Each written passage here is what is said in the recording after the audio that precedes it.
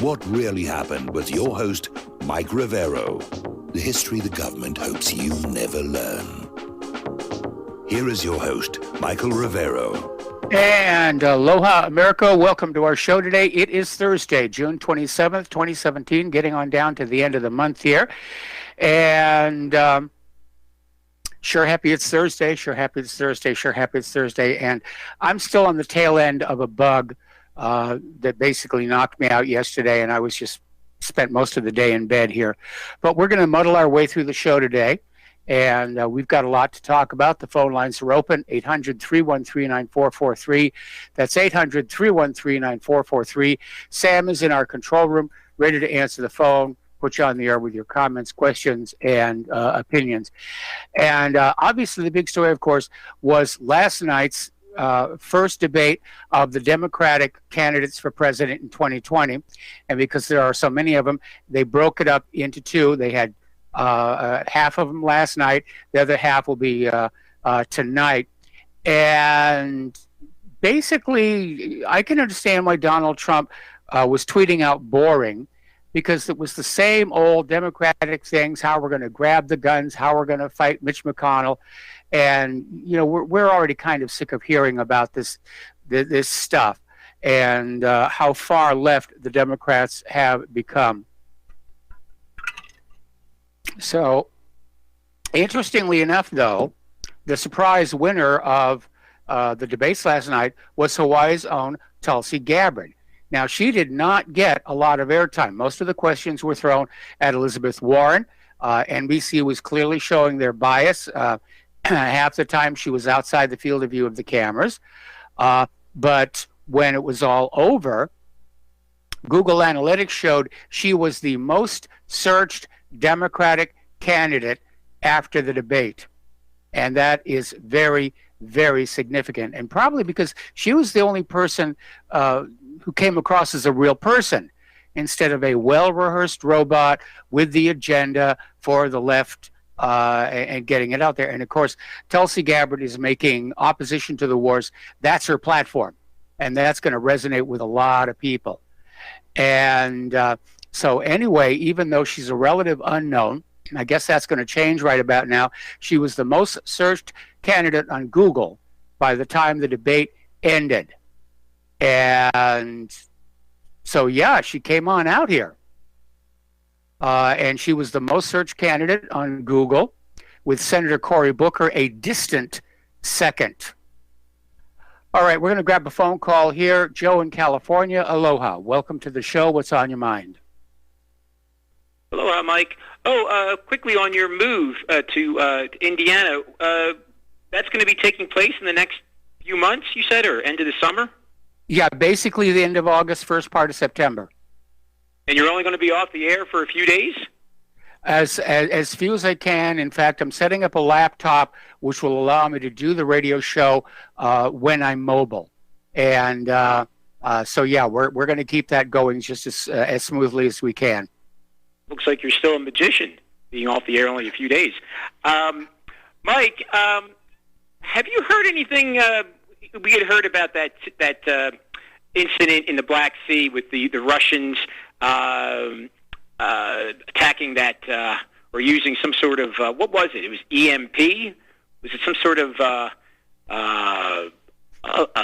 electronic warfare on that vessel in the Black Sea, the U.S. vessel in the Black Sea, and then that plane? You're talking about the USS Donald Cook. Yes, sir.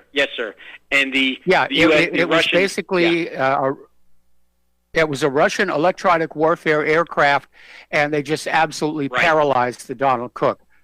And as I understand it, their crew was completely demoralized, and it was a demonstration of what Russia can do.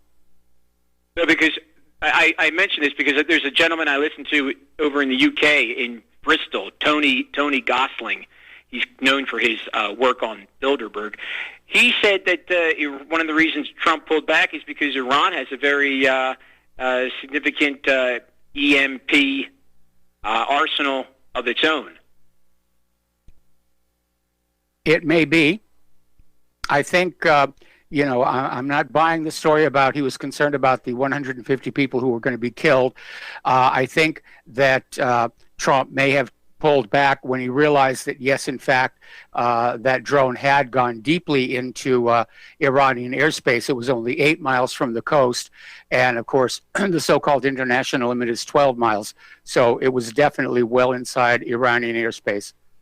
Right. Oh, last question. When will you have an address in Indiana, like, for people who want to send contributions or gifts? Well, the way we're planning on doing that is we're going to go through a process of shutting down Home Baked Entertainment here in Hawaii and restarting it as a business in Indiana. And so there'll be some overlap. So mail being sent to our postal address here will still be forwarded. PayPal donations, of course, are going to go straight on through. And again, we're trying to make sure that this is just going to work as smoothly as possible for everybody concerned, especially for my wife and I. Right, exactly. All right, Mike, thank you so much. Have a nice weekend. All right, thanks an awful lot here. And we're going to do a shout out to our on-air affiliates who are just now rejoining our network. And we're going to take another phone call from Terry in California. Aloha, Terry. Welcome to the show. What's on your mind? Mike, I think Tulsi Gabbard really screwed up with those final thoughts at the end. She just kind of repeated everything else that everybody else was saying instead of the number one issue should be the war, and she didn't mention the war at all in that final statement that she made at the end. And she should have made a bigger point out of, hey, who else in this field knows anything about war and has participated in the U.S. military? Probably nobody. That's all I want to say, Mike. Thanks. All right. Well, you're absolutely right there, and her sum up probably could have been better. But hey, judging by Google Analytics, she won the debate. Either that or Donald Trump won the debate. I wrote Tulsi 2020 and said, hey, you got to change that final statement because she didn't stand out at all on that. She just didn't even mention the war. So anyway, yeah, but obviously she stood out because that's what the Google search numbers are telling us. She was a relative unknown, and by the end of the night, everybody wanted to find out who is Tulsi. Well, she could have standed out more if she would have done that. But anyway, that's just my opinion. Thanks. All right, thanks an awful lot. We're going to let you go here. And it looks like Tulsi did a great job. And I'm sure that the other Democrats, not to mention the military-industrial complex, are a little upset about that here. But we're seeing it all over the place here. Article from ANC Report, Tulsi Gabbard cleaned up the first Democrat debate. And it says, watching the Democrat debate makes it clear why they lose. Everyone there played up a demographic niche, and there were no real people. The first words out of some of their mouths were qualifiers based on the as a complex. It was rehearsed as all get out, and Trump will eat these disconnected robot people. There was one exception. That was Tulsi Gabbard. She was the only one who did any real debating. She was the only one to challenge a position that is promoted by the majority of both parties. She's the only one to outline an issue that is actually up to the president, and that, of course, is foreign policy. So we may complain that she could have done things a little bit better, and that's easy for us to say because we're sitting in our easy chairs. But she did really well. She absolutely did. All right, we're going to take another phone call. David in Iceland. Aloha. Welcome to the show. What's on your mind? Yes, hello, Mike. I heard that the Global Hawk was used as a base for the Iranians, and there was another electronic plane behind it with 30-something people behind it or in front of it. Yes. Did you hear about that? Yes, I did hear about that, and it's one of the reasons I think the drone, the Global Hawk, was sent into Iranian airspace deliberately, because that second plane was there to get footage of those evil Iranians shooting down our very expensive toy. Yeah, and I thought, I heard somewhere that they were thinking about, getting the Iranians, to shoot down the people as well. That's why Donald Trump did say on the press that no one died in the attack. So that they were expecting someone to die. And that's why he backed off when he heard that no one died. Because if a plane would be shot down with Americans on board, we know that, there would be war going on right now. Oh, yeah, it would be full on, no question about that. And the Iranians very prudently did not shoot down that plane with the passengers. Yeah, that's what I heard. So that's at least one of the possibilities. Okay, so thank you, Mike. All right, thanks an awful lot. We're going to let you go. Getting on back to the debates here, NBC kind of flubbed the debates. They had this major technical meltdown during the second hour of the debate, and the new round of moderators, Chuck Todd and Rachel Maddow, and as they were speaking, audio from other open mics was leaking into the feed, distracting everyone on the stage as well as the hosts. And apparently it was voices from the control room.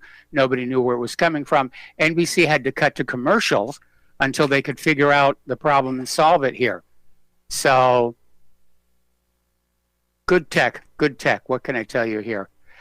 Anyway, over at the Drudge Report website, they had an instant poll, and that poll shows that Representative Tulsi Gabbard was the overwhelming victor of the Democratic presidential debate, polling at almost 35%. Elizabeth Warren got just under 13.5%, and Julian Castro of Texas and Senator Cory Booker of New York were less than 5% each. So Tulsi did really, really good. And yeah. Another article, this from Reason.com. Tulsi Gabbard wrecks Dems with powerful anti-war debate answers. And it basically starts out saying that everybody on that stage was trying to out-socialist each other. And because of that, Tulsi Gabbard stood out as having a message saying we need to get out of these wars and stay out of these wars. Now, Tulsi was asked whether she would rejoin the 2015 Iran nuclear deal, and she said yes. And she said that war with Iran would be worse than war with Iraq. And she went on to say Donald Trump and his chicken hawk cabinet, Mike Pompeo, John Bolton, and others are creating a situation where a spark could light a war with Iran. Trump needs to get back into the Iran deal, swallow his pride, and put America first. Very, very strong words here. And apparently during the middle of the debate, Tulsi Gabbard basically went on the offensive against MSNBC for its very clear bias toward Elizabeth Warren. They gave her more face time than all the other candidates combined. They weren't giving hardly any time to Tulsi at all. So, yeah, they're trying to shove Elizabeth Warren at us. Good reason not to vote for her. Okay. NBC News came on out saying that the winner of last night's Democratic debate was Donald Trump. Had Tulsi not been there, I would agree. It wasn't really a strong showing. It was just more of the same nattering and gromishing that we hear from politicians every election cycle. Now, according to the Washington Post, just before the debate began, Reddit quarantined the pro-Trump forum R the Donald, which had 750,000 users. And apparently it was, again, social media is trying to control the discussion online. Now, past quarantines have been imposed on forums devoted to white supremacy, September 11th conspiracy theories, and videos of fatal violence. But in this case, it was a pro-Trump group. Just shut them down. Now, Donald Trump is finally paying attention to what's going on out there in social media and suggested that these tech giants like Google and Twitter are the greatest threat to the integrity of the 2020 presidential election. He said the anti-conservative bias among the companies had a greater impact in 2016 than any hypothetical Russian meddling. And Trump was on an interview on Fox Business, and he said, let me tell you, they're trying to rig the election. That's what we should be looking at, not that witch hunt, that phony witch hunt. He's absolutely right on that. All right, so let's get into the international news and the war zones here. Interesting little article. This one came out of Global Research saying that the main reason that the U.S. is pushing for war with Iran at this particular time, I mean, they've been pushing for war with Iran for years, but why they're doing it right now is because of falling oil prices and the awareness that a war with Iran will drive oil prices back up and increase profits for the oil companies. So that's why they're escalating confrontation with Iran in coordination with Israel and Saudi Arabia. That'll keep the bankers and the CEOs happy here.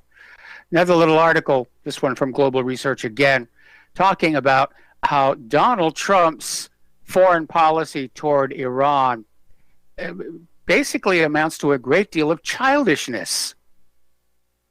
And it's not a subtle art. It's childish outrage and pressings, brinksmanship, teasing, encouraging of war.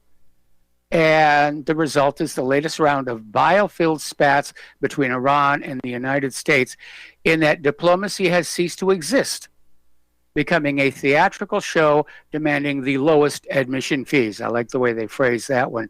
And because of the latest round of sanctions the United States has placed on Iran, Iran has said, diplomacy's dead. We can't talk with you guys. Not as long as you're behaving like this. So Trump has deemed Ayatollah Ali Khamenei as ultimately responsible for the hostile conduct of the regime. There's been no hostile conduct other than defending themselves from the hostile conduct of the United States of America. Just amazing. All righty. France has sent a warning to the head of the Pentagon not to drag NATO into any potential military action against Iran. And apparently NATO's decided they don't want to have anything to do with this. And NATO is saying the alliance shouldn't be dragged into war in the Gulf. Guess they've had enough of that stuff here. So where are we going? What's going to happen with war with Iran? Well, it's going to be another Afghanistan. It's going to be another quagmire. It's going to be another standoff until finally the United States leaves like they're leaving in Afghanistan. And worse, it will drive oil up to $250 a barrel. And again, it's a terrible foreign policy. It's a foreign policy that's being run primarily in the interest of Israel. And the oil companies and the bankers. Now, over in Palestine, Oman has announced they're going to open an embassy in the Palestinian territories. And I'm sure Israel's going to be screaming about that, because opening an embassy is Oman's way of saying they recognize the existence of a Palestinian state. And this, of course, is coinciding with the U.S.-led economic workshop in Bahrain. All right, we're going to take a break here for some commercials. And join us on the air, 800-313-9443, and we'll be back after these words from our sponsors. And aloha, America. Welcome back to our show here. And a quick reminder that Republic Broadcasting Network needs you. They need your support to stay on the air during this time when we are just dealing with a tsunami of lies. And I can't put it in more plain than that. If Republic Broadcasting goes away, what will you do? What will you do? So the postal address where you can send a check, money order, or if you prefer anonymity cash is Republic Broadcasting Network, 2251 Double Creek Drive, number 302, Round Rock, Texas, 78664. The phone number where you can do a debit or credit card donation or pledge to be a recurring subscriber is 800-724-2719, extension 1 during business hours, extension 3 at all other times. The network thanks you. Okay, well, we had a caller, Angie, in Vermont, but she just dropped, which is a shame. And I hope she'll call back.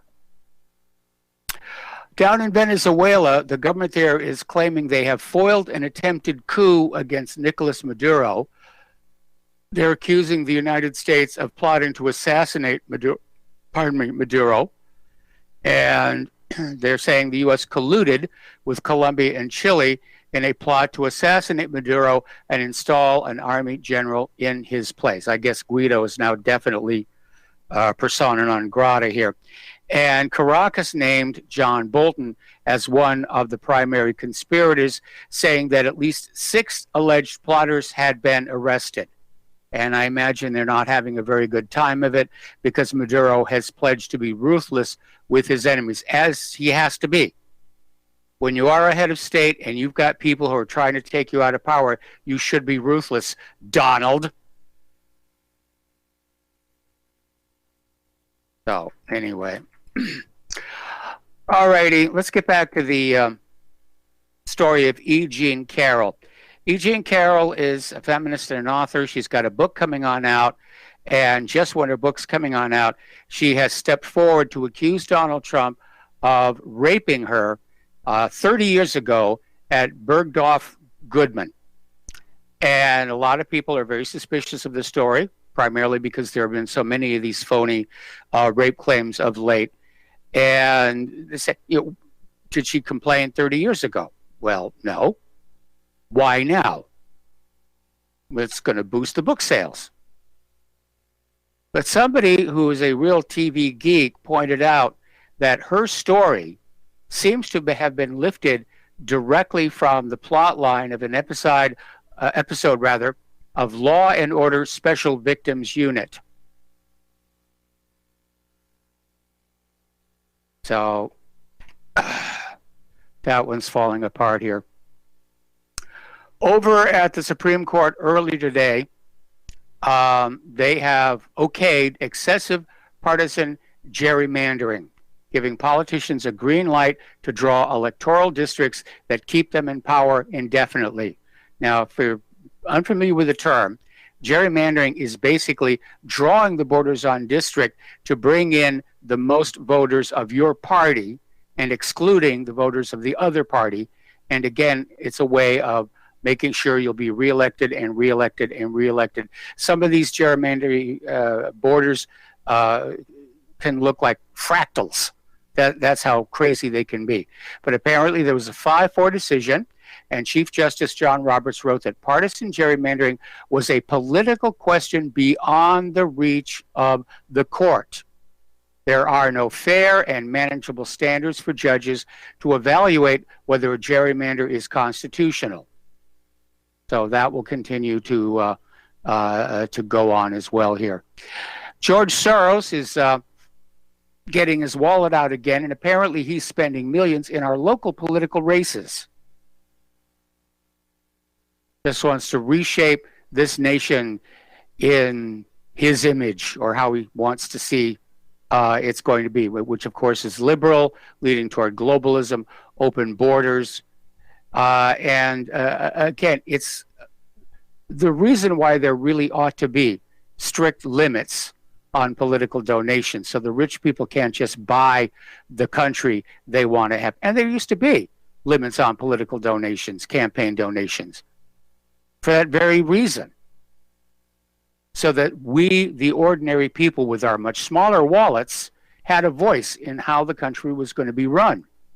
And unfortunately, over the last few decades, all of those restrictions on spending by the wealthy have been removed, including that Citizens United decision, which means the ultra wealthy can outbid us in terms of what candidate is going to run, what candidate is going to win. They're literally buying the country out from underneath us.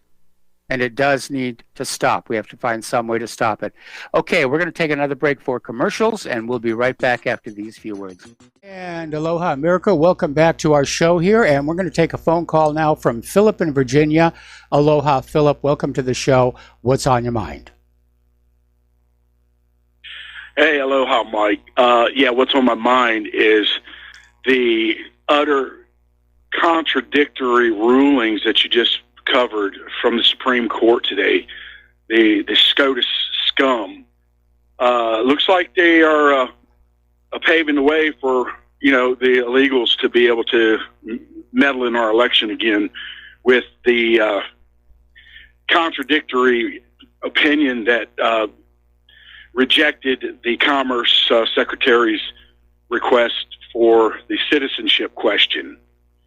If you read the opinions of the two cases, the citizenship question and the gerrymandering question, they're interrelated.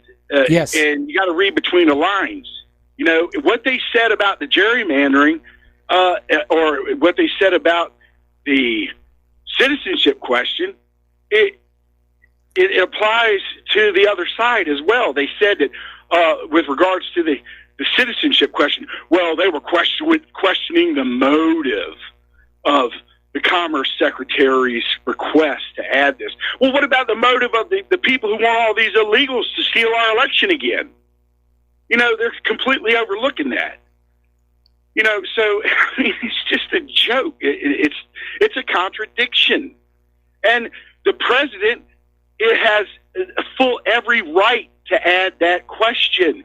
The census falls beneath the executive branch, and I don't even know why that the Commerce Secretary even brought this case to the Supreme Court. The president has the authority to just do it.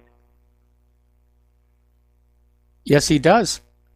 And I agree. We have to have a citizenship question because, those district borders, the gerrymandering borders, are drawn according to what they think the voters are going to be, Democrat or Republican. And if they're including the illegal immigrants as Democratic voters, the borders are going to be very, very different. They are just giving this country away. Yeah.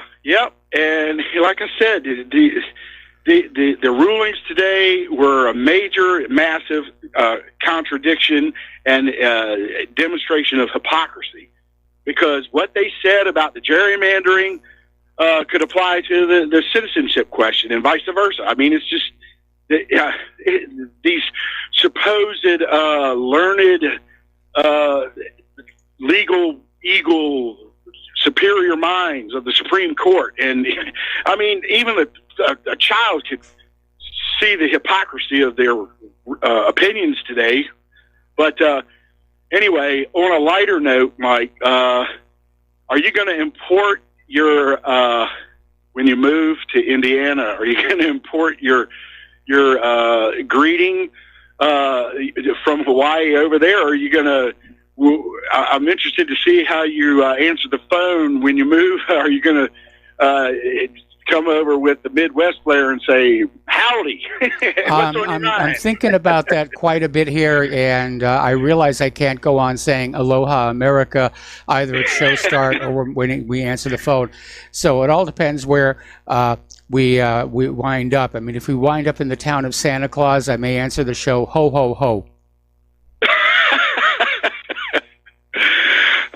Well, I appreciate your sense of humor on your program as well. So, but anyways, that's all I got, and have a great show. All right, thanks an awful lot, and we're going to switch over to Art off the grid.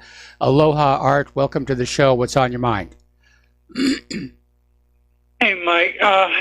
Continuing on this whole thing with the censorship question, what I found absolutely ludicrous, I don't know if that's the right word to use, was this comment that question on the census would not allow for an accurate population count. And I thought to myself, and it took me all of about 2 seconds to figure this out, if you ask on the question, are you a citizen of the United States, the answer yes or no. You take all the yeses and you put them in this pile. You take all the no's, you put them in this pile. And then you count the two piles and you add them together. And now you got an accurate population count. What the hell's the damn problem? Well, the problem is, of course, that only the ones who are citizens are supposed to be counted. Because if you go back to your Constitution, that is the whole purpose of the censorship system, is to basically count the number of voters to draw the congressional districts. And people who are in those districts who are not citizens are not supposed to be counted for that purpose. Yeah, but here's my point. If you let them answer the question, if they'll answer honestly, now you have two different piles. You get an accurate population count, but you're only going to go off of the population count of the actual citizens and build everything based on that number. But at the same time, you also have a full account of how many people actually make up the full population. But you also now you have the address of a whole bunch of people that are here illegally. Yes. See how that works? Yep. You see why that's a good thing to have that question on there? Yeah, I agree. And it took me all of 2 seconds to figure that out. Now, why in the hell are these clowns that are so highly educated with their law degrees and every damn thing else they got sitting up there in Washington thinking they're so damn smart, but yet a dumb, ignorant country boy who got his GED in prison figured this out in 2 seconds? Okay, well, you need to understand when the census is being done. Originally, the census was just a head count. And I think what's going on here is the people who are opposed to the citizenship question in the census are obviously those who are counting on illegal immigrants being allowed to vote. And exactly. Now, the Supreme Court did not end this issue. They didn't decide one way or the other. They said the arguments weren't really clear one way or the other, and they sent it back to the lower court. So this issue has not been resolved. Well, if they'd actually went by the Constitution, they could have solved it real quick by simply saying, yes, that's a legitimate question because of the situation we have now with the demographics that we have today, today's world. That is a good question because it will give us an accurate representation of who's who, what's what, and then we can go with that. But no, they don't want to do that. They want that open door policy, open borders, come in, and just we're just going to give the country away. That's what's going to happen here. We're going to give it away to a bunch of people that don't deserve it. And that whole deal with that drowning down there, everybody wants to blame Trump. I blame the parents. Yep. This is what it's come to. And if we don't put an end to this, we are in trouble. And I'm telling you what, Mike, that debate last night, I couldn't stop laughing. Okay. For the entertainment value alone, it was worth watching because we have got a gaggle of clowns up there last night. Tonight, I bet you, is going to be absolutely off the chains hilarious with some of the stupid that we heard last night. I can only imagine the stupid we're going to hear tonight from the top 10 contenders. Anyway, thanks, Mike. Have a great one. All right. Thanks an awful lot, Art. We're going to let you go. The phone lines are open again. Now, the House Oversight Committee has voted to subpoena Kellyanne Conway for alleged ethics violations, and it's setting up another war, if you will, with the White House over whether they can do this or not. Apparently, she is being accused of violations of the Hatch Act. Now, the Hatch Act was passed in 1939, and it limits partisan political activities of federal employees, and the Office of Special Counsel, a separate one from Robert Mueller, is investigating her for having engaged in that. So apparently the White House is saying Conway was absolutely immune from the congressional testimonial process and would be declining the invitation. So we'll see what's going to happen there. All right, we're going to go back to the phones here to Fred in Iowa. Aloha, Fred. Welcome to the show. What's on your mind? Hi, Mike. When Art Off the Grid called in, and people say, and Stat Miller asked, what do you do? Action. Okay, I'll tell you what the hell I done. This little old puke in Iowa, and it's cost me trouble. All right. When that census guy come to my door, I wouldn't let him in my house. And then I took out 2 lawn chairs and I talked to him for about 45 minutes. He lived in California, but he moved to Iowa. And a circuitous argument he gave all the way on through. And I said, you don't need to know this. The government doesn't need to know this. But he just went on and on. And yeah, some of those questions are very, very intrusive, and a lot of people are upset with that because, again, under the Constitution, all the census is supposed to do is count the voters living in a district to draw the district boundaries. I know that, but what people don't realize, because they're so cotton-picking stupid, is they're taking all the information. They know where in the hell you're at, where you sleep, where you break wind. But unless you fight back some, now take the smart meter.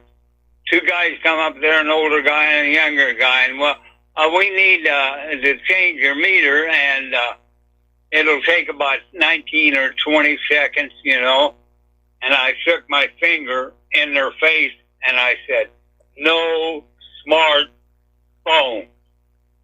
I said, and they was floored there, and I said, well, get on the internet and look up about these smart meters.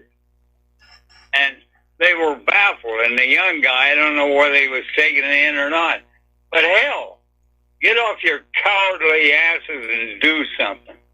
And I got one more thing to say. 4.5 years I've been on RBN, and I think I've wasted a lot of my time in my life. But going into Elizabeth Warren and Susie Orman, that manages your money in your account, well, on PBS, all I've seen, because I've got antenna TV, is homosexual filth day and night on PBS. And they talk about mass media, but Republic, or RBN, not RBN, but public television is just lying stupid to watch. And most people get their information from the idiot book. Anyhow, Susie Orman helped Elizabeth Warren, and they were okaying each other. And Orman was caught in fraud, and I watched the videos and the write-ups and everything like that. And still, 2 months ago, they had her on a marathon, when PBS collects money. So I'm telling you, people they don't want to know the truth. And I know I'm bitching, but anyhow, have a good day and good luck in Indiana. All right, well, thanks an awful lot. We're going to let you go and switch over to Rick in Arizona. Aloha, Rick. Welcome to the show. What's on your mind? Yeah, Mike, about it was a week ago today I called in, and I said that there'll be no war against Iran. And I'm also going to go a little farther and say that I think Trump will break out some Scotch tape and tape up that treaty that he tore up. Because as far as that war getting canceled, whether there was even one scheduled or not, I can tell you with confidence that the Navy won't do it. Okay? The Navy has the final word on this. They're the one that are in the theater of war, not some draft dodger in Washington, D.C. There's more to this than people think. And for people to think that Trump canceled this, I would make a sizable wager that's not the case. I think that the Navy and the NSA is behind this, and they've been messing with the GPS over in Israel a little bit. And I think that's just a little, their messaging to Israel that Big Wasp is not going to let them start a war with Iran. Well, maybe. I still think war with Iran is coming. There are too many people who want it. And I think what it is they've botched the false flags that we're going to get that war going. And so now they're going to sort of wait a little bit until Americans forget about what's been going on. Then we'll get hit with another one. In fact, I would not be surprised if something happened on the 4th of July. Well, anything's possible, but there's one thing that is not happened before. Our fighter pilots are not in the business of dogfighting.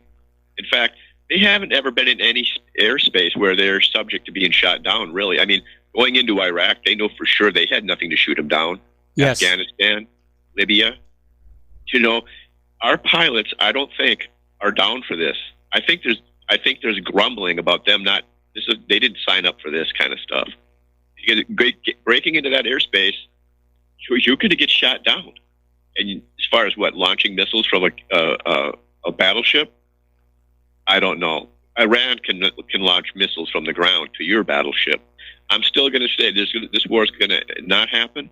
And I think Trump is going to go back to the bargaining table with the help of the media to make it look like he's a real statesman. But they're going to go back and they're going to sew up this nuclear agreement because the stakes are way too high. And I don't think there's enough people in the theater of war that are down for this war.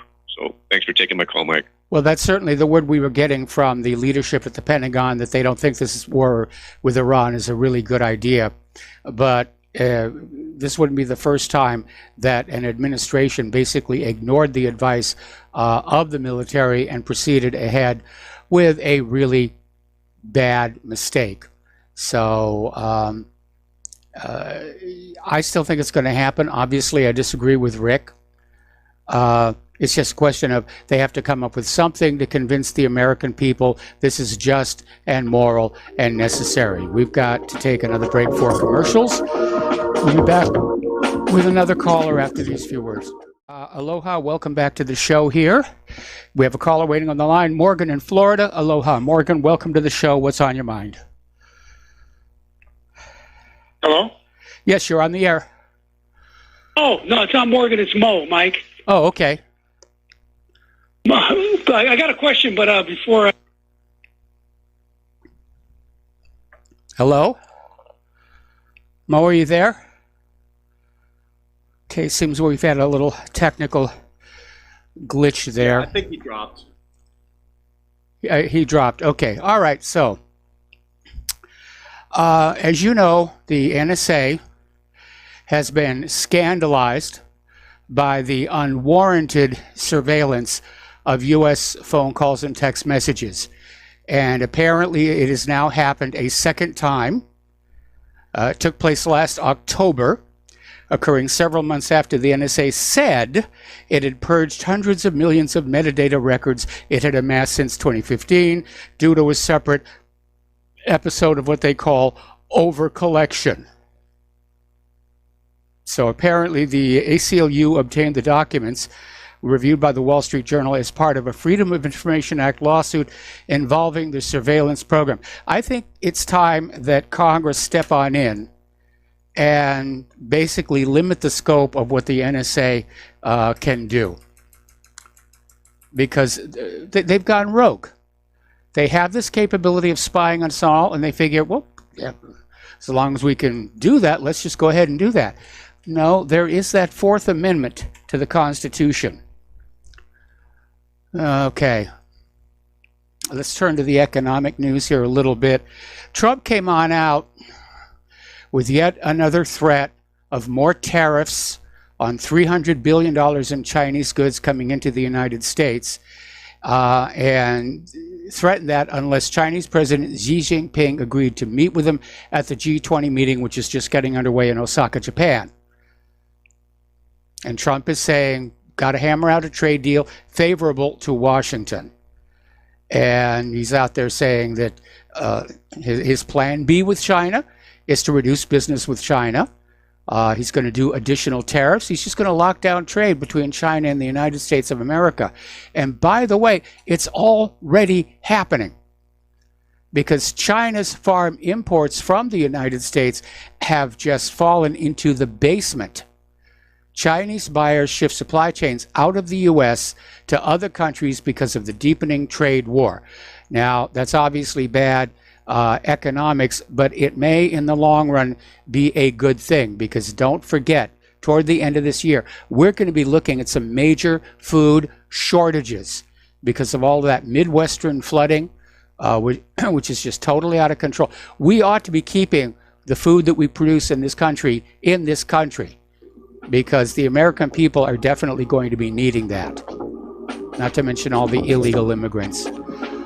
Okay, we got to take another break here. This one for station identification. We'll be right back after these few words. And aloha, welcome back to our show here. It's hour number 2, and the phone lines are open, 800-313-9443. And to finish up on that story that we were talking about before the break, basically, Chinese food importers are abandoning the United States of America. They're going to Brazil, Argentina, Thailand, Indonesia, Malaysia, Singapore, Philippines, Vietnam, Brunei, Myanmar, Cambodia, and Laos. And they're also increasing their imports from the European Union, Australia, and Canada. So the trade war is having an impact. All right, we're going to go to the phones now. Dustin in New Jersey. Aloha, Dustin. Welcome to the show. What's on your mind? You better take those tariffs off. Something bad going to happen to you. How do you like that tweet from Trump to India? Well, said that, it was, during the campaign, it was cute and it was endearing. But I wish that Trump would spend a lot less time tweeting and more time being the president, to be very honest. How about, yo, Trump, you better get that wall built or something bad going to happen to you. Yeah, we could do that. Yeah. Hey, Mike, you know what's ironic about this whole situation? At least Iran protects their borders. We can't even protect our own. You know what True. I mean? By shooting down the U.S. Like I said, Mike, nothing has been done to this point. I mean, what's today, the 27th? Yep. I mean, nothing. Where's all the infrastructure bill we're still waiting on? The wars keep going on, this or that. It's just, and then, I mean, he has time to tweet. I don't understand why he has no time to work out some kind of other things. I mean, you would think he'd be on the phone maybe with the Prime Minister Modi.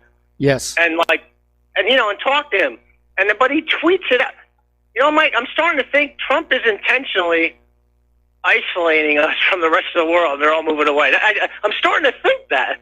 I think I don't know if it's intentional, and I don't think it's just Trump, but I think the behavior of the United States going back to George W. Bush is definitely driving the rest of the world away from us. Because, by 2030, India is going to be the second largest economy of the world. We're going to drop the third because China's the number one. And they have a large internal economy now. So everybody says they don't need us. And in the next 10 years, they're definitely not going to need us because there's other markets. Europe is a bigger market than us. But Europe's got its own problems. But did you see Ford's laying off like 12,000 people in Europe? Yeah, I heard that. Yeah, and then also I told you about the steel shuttering over here, and then also I think it was in Britain, right? They're closing the steel plant in Britain. Yes. So, and then you just saw the numbers come out. They revised down. All the numbers are rigged. I mean, I don't even think we're growing at like 1.5%. I really don't. I can't see us growing at 3%. But we know the numbers are all rigged, and they'll come out with a number that sounds really good, and they'll make a big news story out of it, and then 3-4 months down the road, they'll say, well, we've had to revise that number downward. But that's the thing, Mike. Like, do you they give like they'll give Trump the numbers. But remember when he ran during the campaign, he knew it was all rigged. We're in a bubble and this or that. But I just find it odd how a lot of his supporters, well, the economy's doing great now since Trump's in and Obama's not. Nothing's changed. Nope. It's getting worse, I think. Yeah, Nope. it's like, but nothing's been fixed. So how is it getting better? Because Trump's in, it's better. That shouldn't be the way it works. It should work the way, have some legitimate numbers, because like Wall Street, everything is phony, and long term that can't last because these numbers are all rigged. So I just don't see this lasting too much longer, because I just watched the Duran on YouTube. They had about Russia's economy is better now since the sanctions. Yes. So maybe India economy and China's economy is going to be better with the sanctions, and Iran, because Belt in the Road and all this other, they can grow. Yes. Because Iran has a long time to deal with sanctions, so there's ways around that, and the Chinese know because they've been planning for a long time too. But yeah, I don't understand Trump. I mean, he ran during the campaign, all that about we're in a bubble and stuff, but just once he got in, he forgot about it. But I just don't know if it's him and the Federal Reserve, because remember, he also railed on the Federal Reserve. Yeah. Well, it may be that once Trump got into office, he looked around and realized that there wasn't a thing he could do about any of these problems, and that's why he's basically just sort of looked the other way now. And I also watched the thing on, like, with the farm subsidies. They're going to need more money, which is a bailout. That's socialism. That's like bailing out GM. But I was thinking, the corn shortage. Now, are they still putting ethanol in the corn? Because they're going to have to stop that. Either that or eat. But then they won't be able to export any corn because there won't be enough, right? So maybe Brazil, like you said, Brazil will take over that market. So it's a lose-lose for the farmers. It absolutely is. And yeah, it may force a review of this ethanol-based fuel, which was never really a workable idea to begin with. And it's going to be a mess. And I'm hearing from all these people in the Midwest saying that the fields, even those fields that can be planted, are still way below the normal levels they would be for this time of year. So their crop for this year is finished, basically. But yes. But what about those markets? If Brazil takes over and then like to sell corn to other countries, say, we'll just be cut out of the market completely then.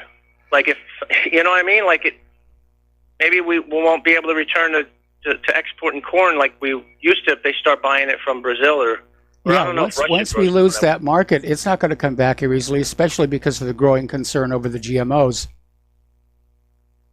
And if the sanctions drag on, I remember somebody said, one of the economists, they said that short term will benefit from the tariffs, which I didn't believe, but long term China will benefit, which I do believe, though.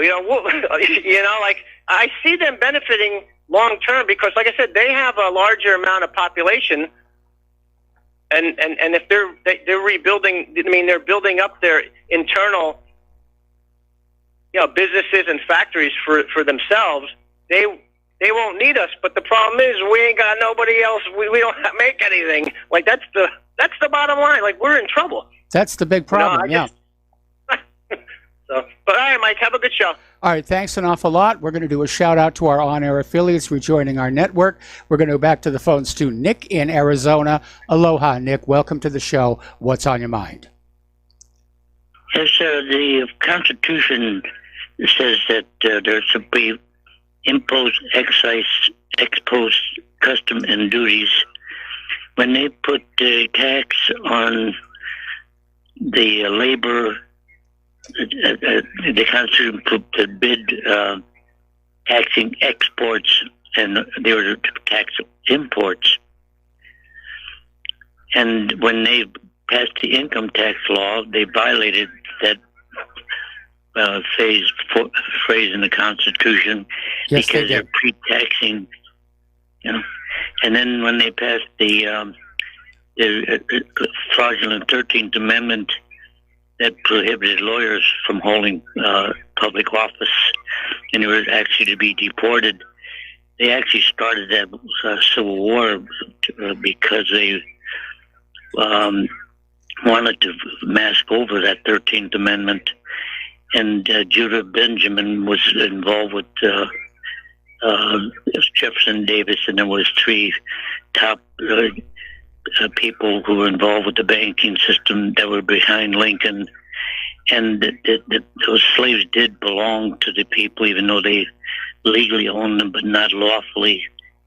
If it was over slavery, all he had to do was buy them back and then bring them back to where they were confiscated from or taken from.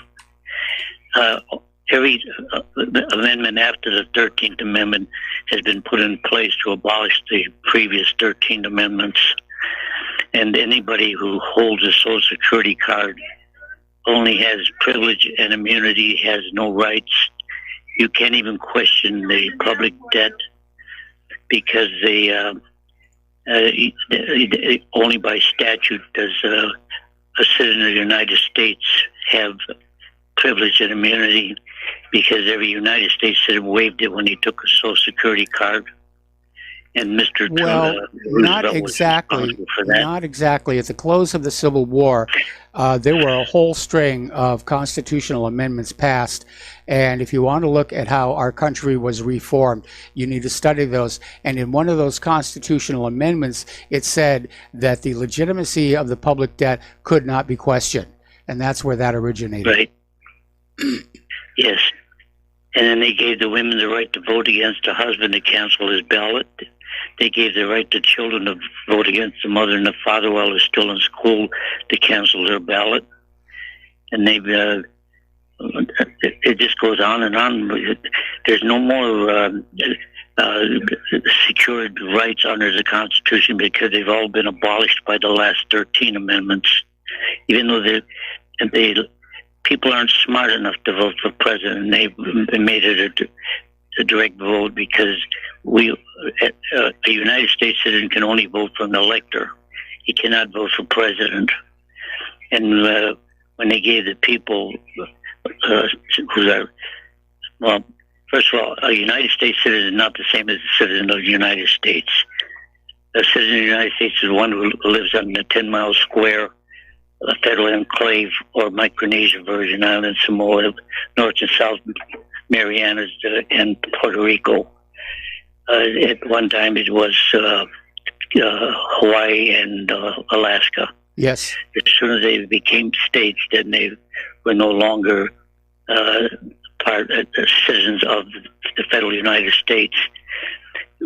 And freedom of speech has also been canceled because they allowed Mr. Roosevelt to do the deal in what he was doing with the farm, which is having the problem with the corn today, whereby they taxed the food 281 times by the time you get to eat it or buy it at the store. And they even tax the person who puts the food in the bag for you to take home. Yes. So when you eat that, they control your movement by taxing your heartbeat as well as controlling your speech. Well, I don't know about taxing the heartbeat. That's kind of getting a little bit out there. But I would agree with you. We're overtaxed. You know, we're spending way too much money on the federal government. We're not getting value for money. The government is spending all of our wealth on their war machine. We're in a wartime economy. They don't want to admit it, but that's exactly where we are. Anyway, Nick, I'm going to let you go here. We've got another caller waiting on the line, Mark in North Carolina. Aloha, Mark. Welcome to the show. What's on your mind? Hey, Mike. I just got home, turned you on. So I don't know if you covered this or not about the debates and the Tulsi Gabbard that she actually, Rice Report, some others had a win by a wide margin. Yes. But this is awesome. This is really awesome. I tweeted it all over the place because the mainstream media is trying everything they can to stop it. I was at Jim before, and I was not on a fake news network, the crap news network, and I crap to imagine it's not on nothing but crap news network. So I tweeted it and shared it on Facebook and shared it with everybody I could, put on Messenger. So that's the way to do it, folks. You can't let these people get away with this stuff. The reason why Tulsi obviously was a lot more popular than they've been letting on. She's probably a lot higher in the polls than they're letting on. And she made a complete fool out of that neocon Tim Ryan, who, by the way, I just twittered him that he's a fool. And he started with this stuff about Assad. I told him actually Assad is the Abraham Lincoln of Middle East. And that I said, the only gas there is coming out of your filthy mouth. I told him. Okay.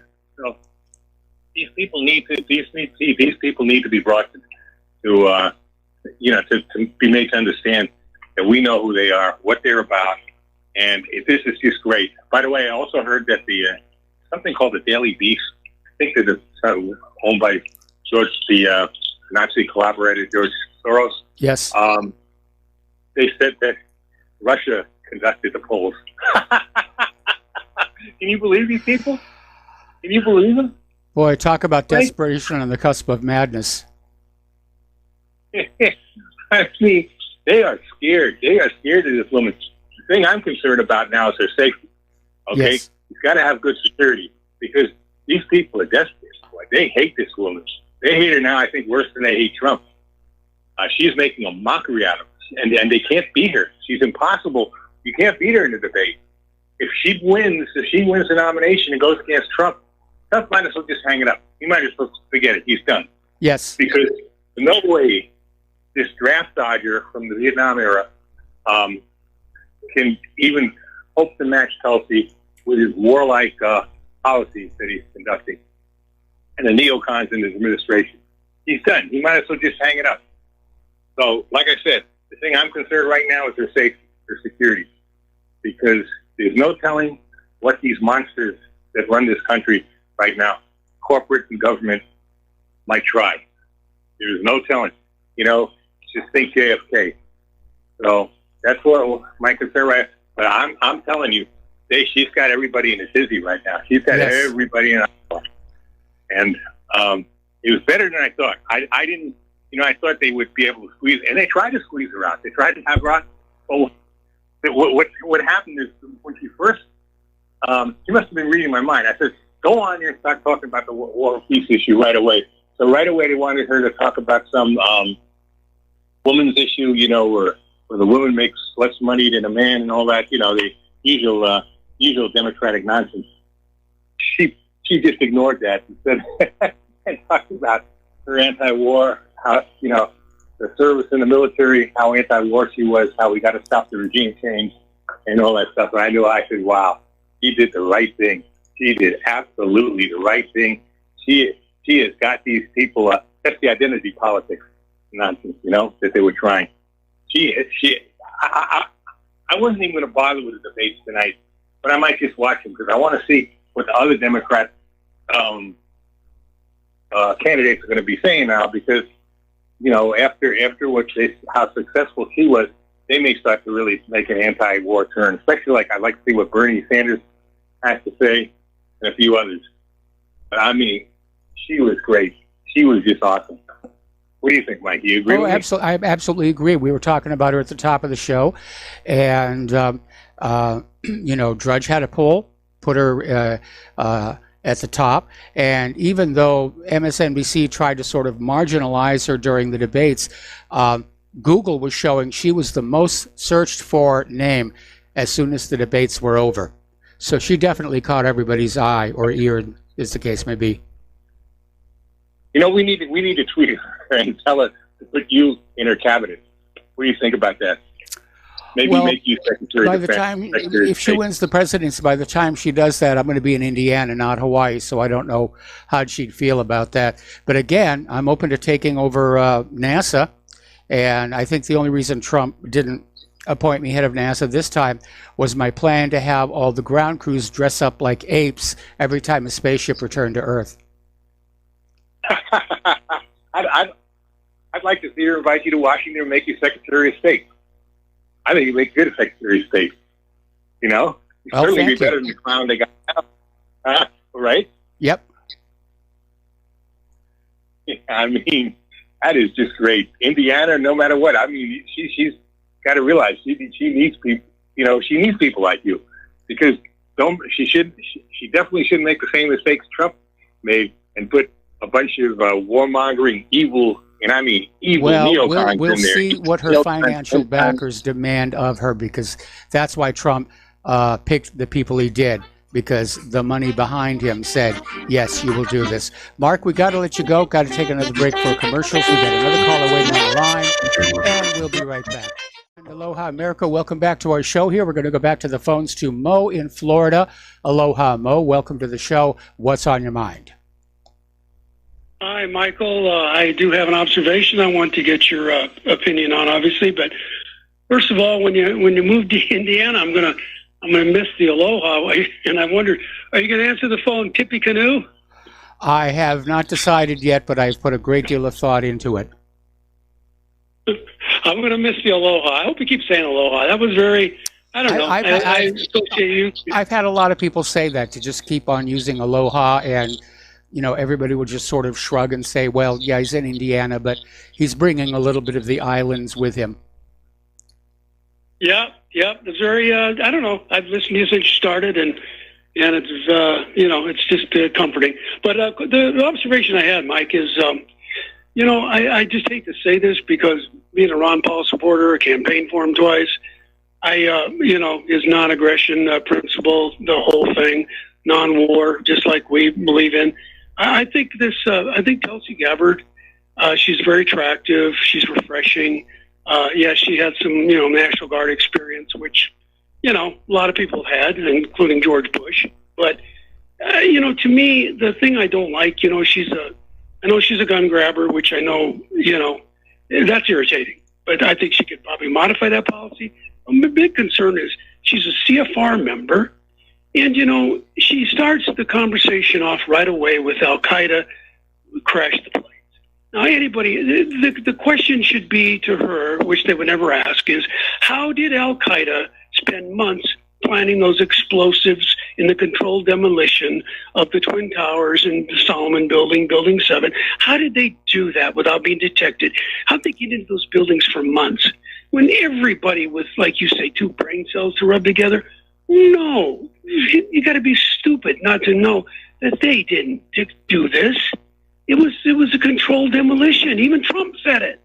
Yes. So she starts off her campaign with being nobody's that stupid, or with a lie. So I think she's controlled opposition, and I hate to say that, because I wish we had somebody, like you. Well, if any of those Democrats up on that stage said something like that 9/11 was staged by the U.S. government and by Israel, the media would just destroy them before they'd ever get to the ballot box. No, I know, and that's the sad truth of it. So here we go again, a bunch of BS, a controlled opposition. What I think is going on, people have woken up at their slumber and their fear after the years after 9/11, and they know, because everybody has the internet. Just about everybody I know knows that 9/11 was an inside job. I mean, everybody knows it pretty much. That has delved into it enough to do any investigation whatsoever, even a cursory investigation. It's obvious. It's a controlled demolition. So here she is, a CFR member, and they know that this stuff's coming out. So now they got the controlled opposition. They got a woman. She's a gun grabber. She's it's sick. It just makes me sick, Mike. It makes me sick, because I agree with you. You're not getting in. You wouldn't get to first base. Don't mention the dancing Israelis. Don't mention Supreme Commander Clark. And how this thing was planned, Iran, the whole thing. You can't tell the truth and be elected. So what is the point here? She thinks she's going to get in there and all of a sudden say, yes, Israel, the Saudis, and the neocons did 9/11. She ain't going to do that.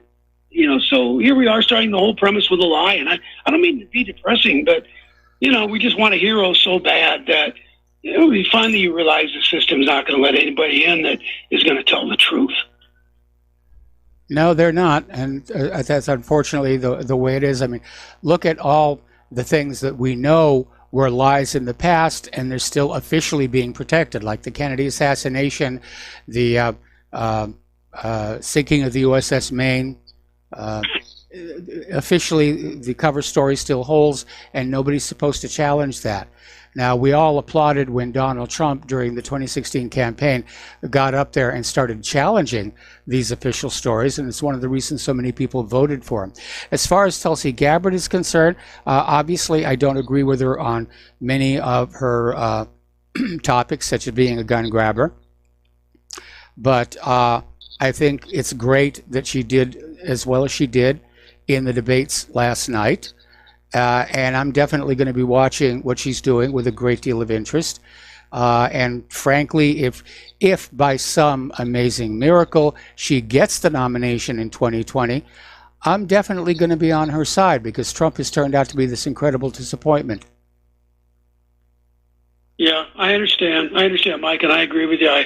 I was hoping myself, because anybody that's anti-war, I'm for. But, I just think she's controlled opposition, Mike. But, I want to keep the faith alive. I wish it was different, and congratulations on your move. I'm glad to see you come home to the mainland, even though I miss Aloha, Mike. Yeah. Thanks. All right. One of the people in our control room said I ought to start the show with Shalom America and really freak everybody out. So I'll put that on the list of possible suggestions. You have to join the CFR first, Mike. Don't take okay, I have to join the CFR. All right, well, listen, we're going to take another break for commercials. Thank you for the phone call, and we'll be right back. And aloha, America. Welcome back to our show here. We're talking about the economic news here. And the G20, this year's G20, is just getting cranked up in Osaka, Japan. And people are kind of wondering, just what are they doing? What are they about? Because the G20 was formed 10 years ago at the level of heads of states and government to deal with the economic and financial crisis, which they did more or less successfully. This was in the aftermath of the mortgage-backed security meltdown and so forth. But now more and more people are saying, what is its current role? Is that all it's good for, is reacting to crises? Or is it going to have a larger role in the world? Now, Trump came out with this bizarre statement ahead of the G20. He basically said any country attacking Japan, he would fight World War III. And Trump was speaking to Fox News Business Network, and he spoke of the bilateral trade deals of the G20 summit.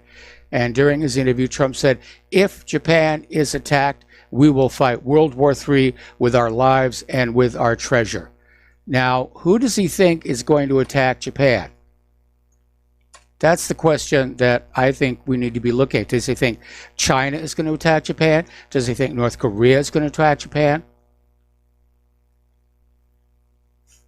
It seems like this comment just sort of came out of nowhere.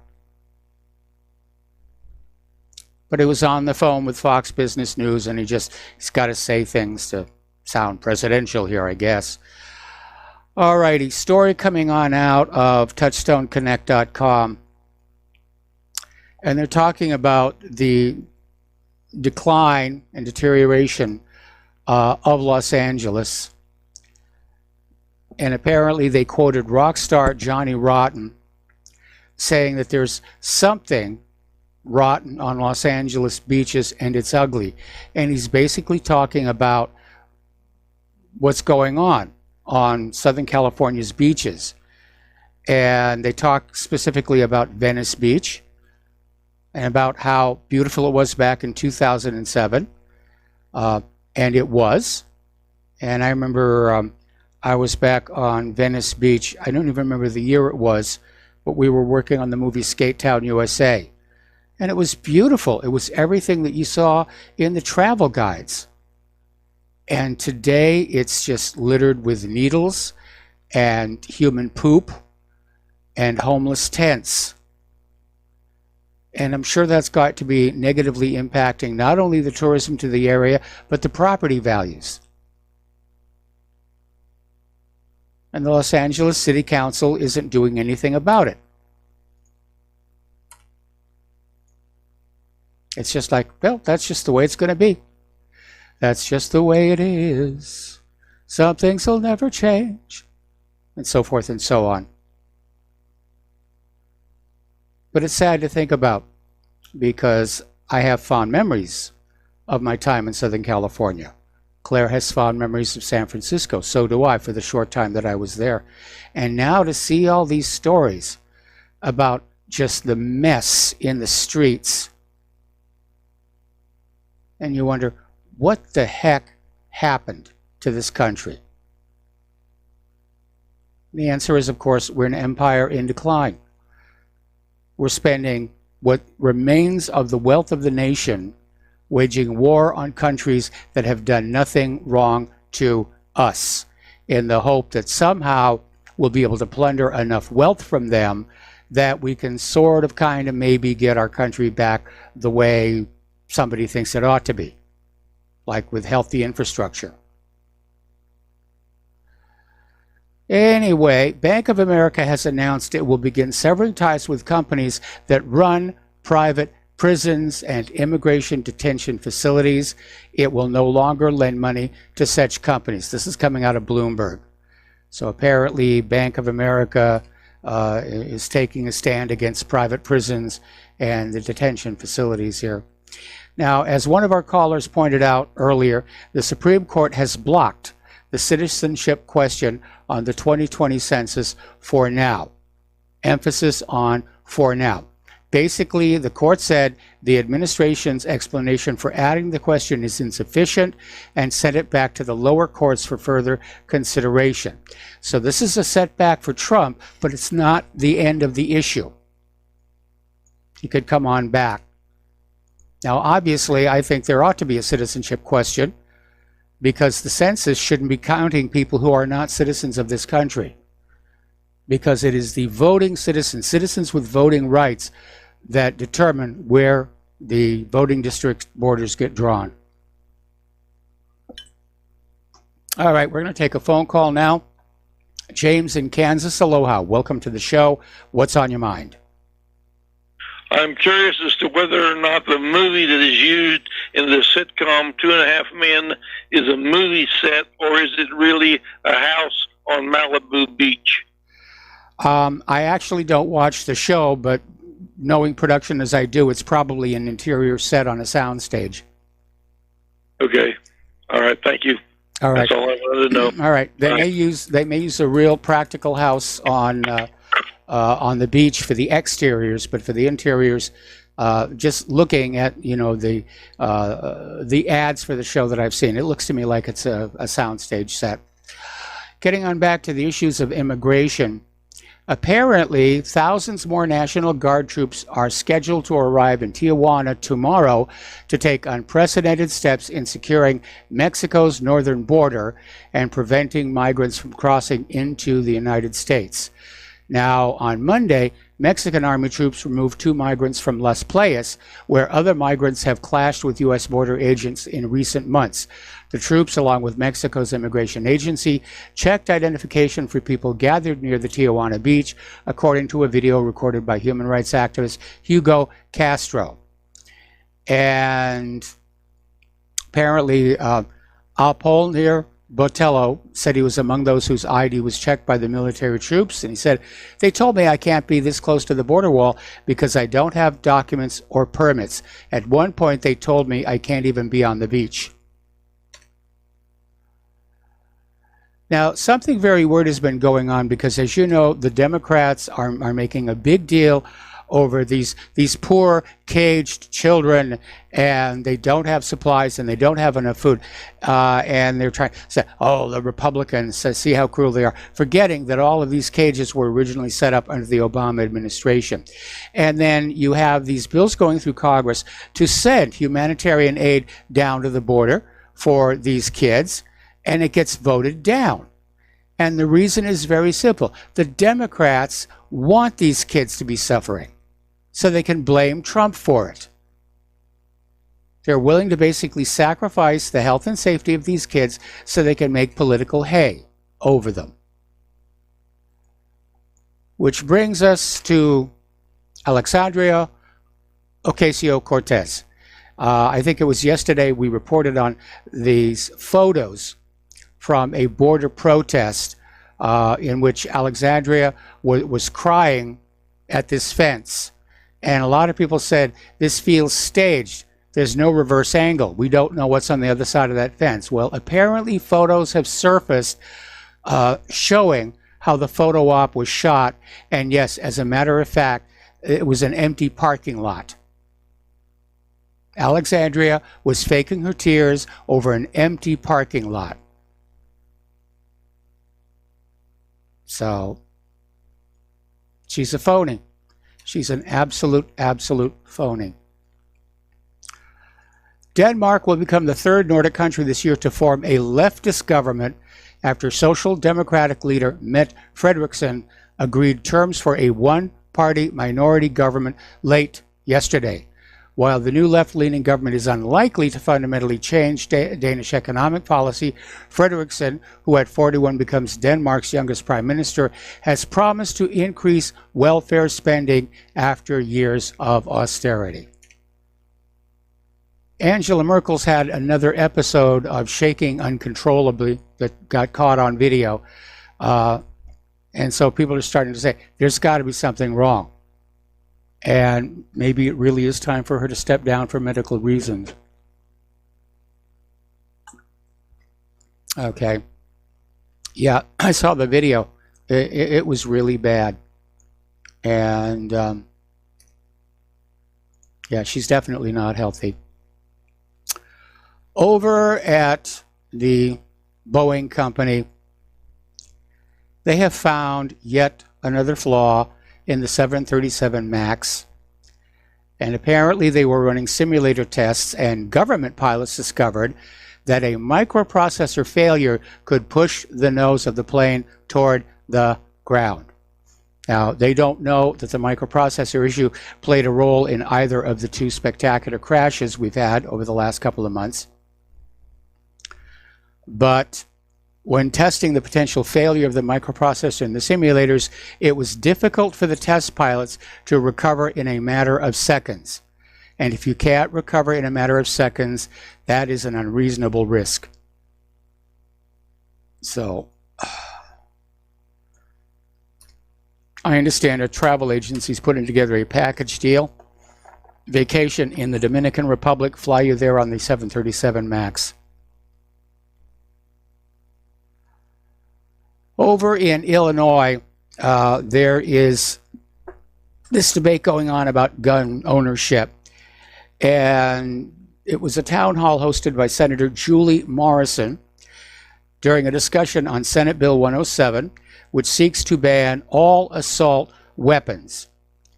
And a man in the audience stood up and pointed out how the law claiming assault weapons are dangerous was rather pointless, because it allows people who pay the fine to keep their guns.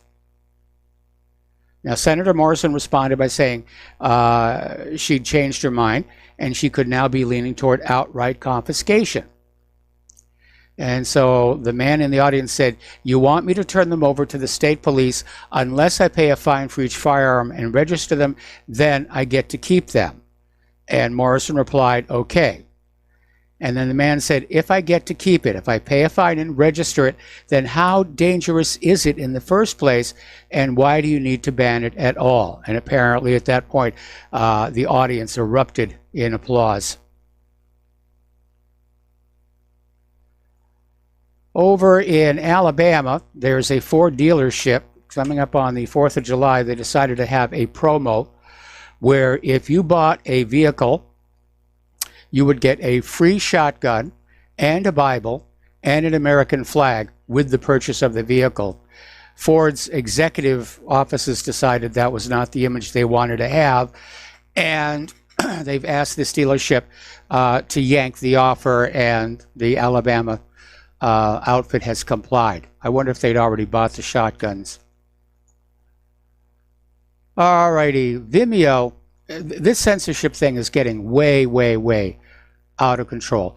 Vimeo has banned Project Veritas and Natural News on the same day as the criminal tech giants collude to silence independent journalism. And as you know, Project Veritas came out with a video talking about Google's engineering of their search engine to work against President Trump next year. Now, that's interference in an election, certainly far worse than anything Russia's accused of doing. But YouTube has banned the Pinterest investigation. Twitter suspends Veritas for the Pinterest story. Reddit bans Project Veritas. YouTube bans Google investigation. Vimeo removes the Project Veritas account. They're obviously working together.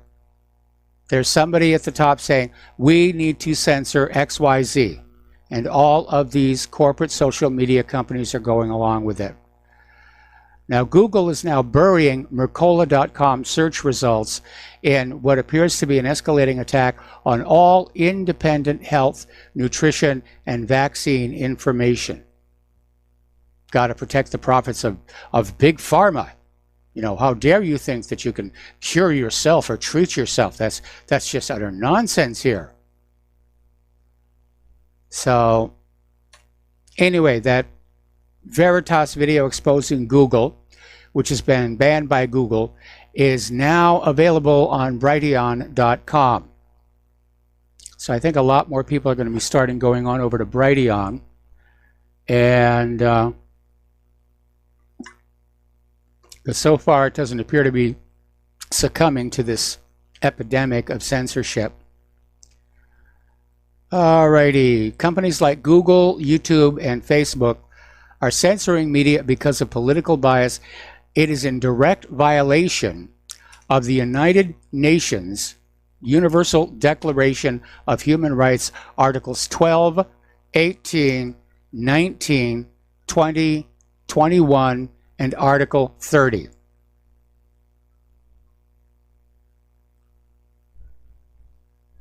So hopefully the United Nations is going to do something about this. Over at Facebook, founder Mark Zuckerberg is now openly bragging about blocking pro-life ads in the upcoming Irish elections. There's no shame out there. These people know what they're doing. They're not ashamed of it. They think it's a good thing. They're proud of it.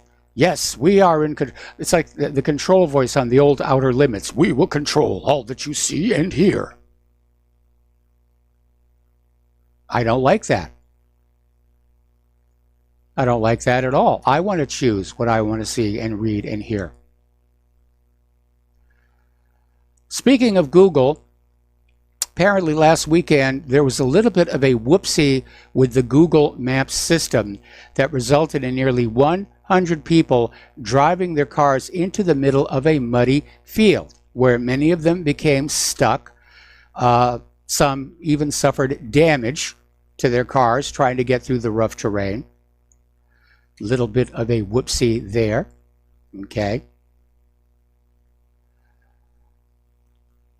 Now, we've talked a lot about how vaccines don't seem to be effective anymore, and very often, in fact, seem to cause the diseases you're being vaccinated against. But the pharmaceutical industrial complex has come up with an answer.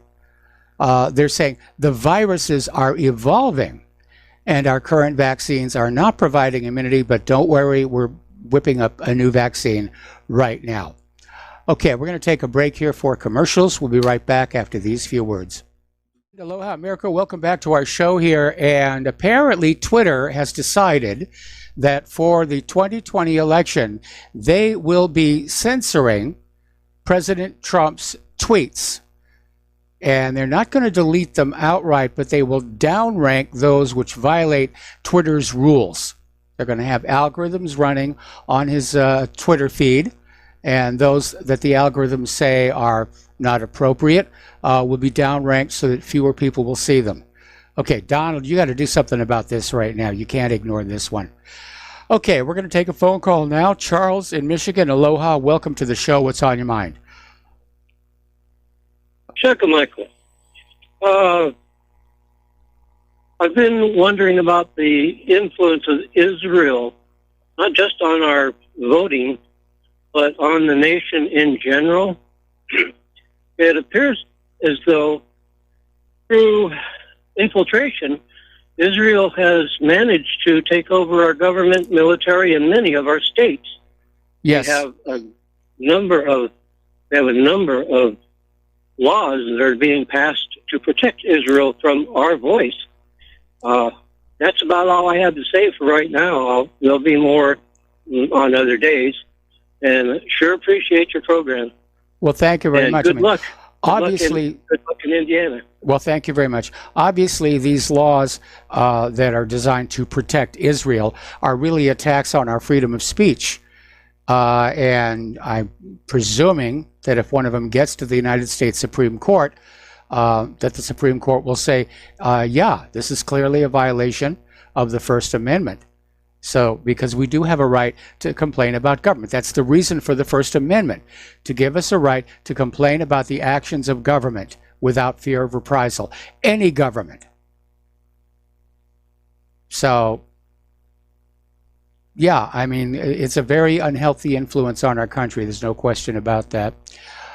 Okay, well, very interestingly, over in the Atlantic, and I'm going to take a guess here that a container fell off a cargo ship.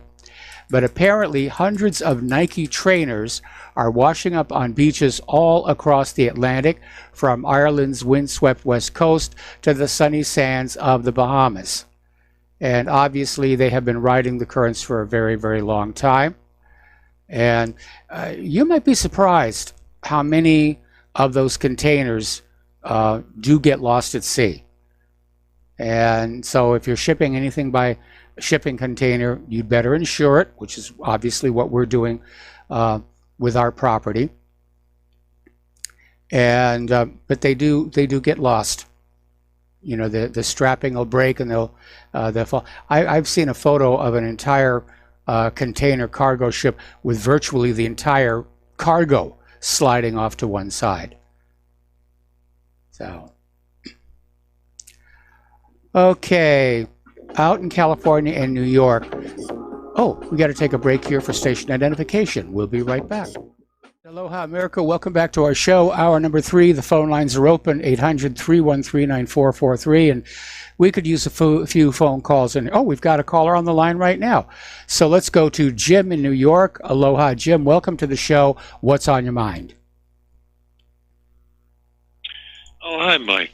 You know, last weekend it was kind of a lousy day. I was bouncing around the internet, and everyone says how the liberals are going to ban free speech, and they don't look at the neocons. Now, I was jumping around. I went to Breitbart, and, you know, I'd like to look at the comment sections to see what people are thinking. Yeah. And the great majority were all for bombing Iran, turning him into, you know, green glass, nuking them. But anyway, I went on. I said, well, let me comment. And I made some, you know, mild Ron Paul type comments, mind their own business. And guess what the alt-right did? They flagged me and blocked me. Yep. Just for being anti-interventionist. They banned me. So much for it just being liberals who want to ban free speech. The neocons, they're against free speech also. So I wanted to, you know, just make that point. But it seems, by the comments, it seems I kind of think Trump was kind of put in there. And it's to divide the patriot right, the alt-right, divide and conquer. Seems like the patriot right is split between neocons and non-neocons. And I just kind of think maybe that's why Trump was allowed to win, if you will. What do you think?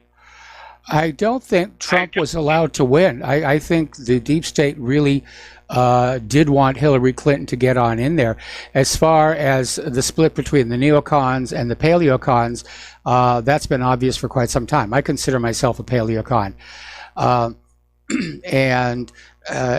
you know, the neocons basically came in to hijack the Republican Party, just like the neoliberals are doing exactly the same thing to the Democrats.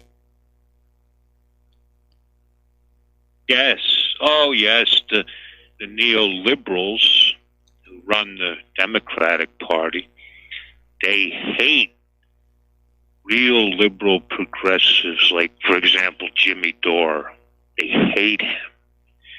And they get the same treatment. Real progressives are hated by the Democrat establishment. Hated by them. But, you know, I kind of think, and looking at Tulsi Gabbard, you know, the caller in the second hour was saying she's CFR, and he's got a good point. I mean, to me, that tells a lot.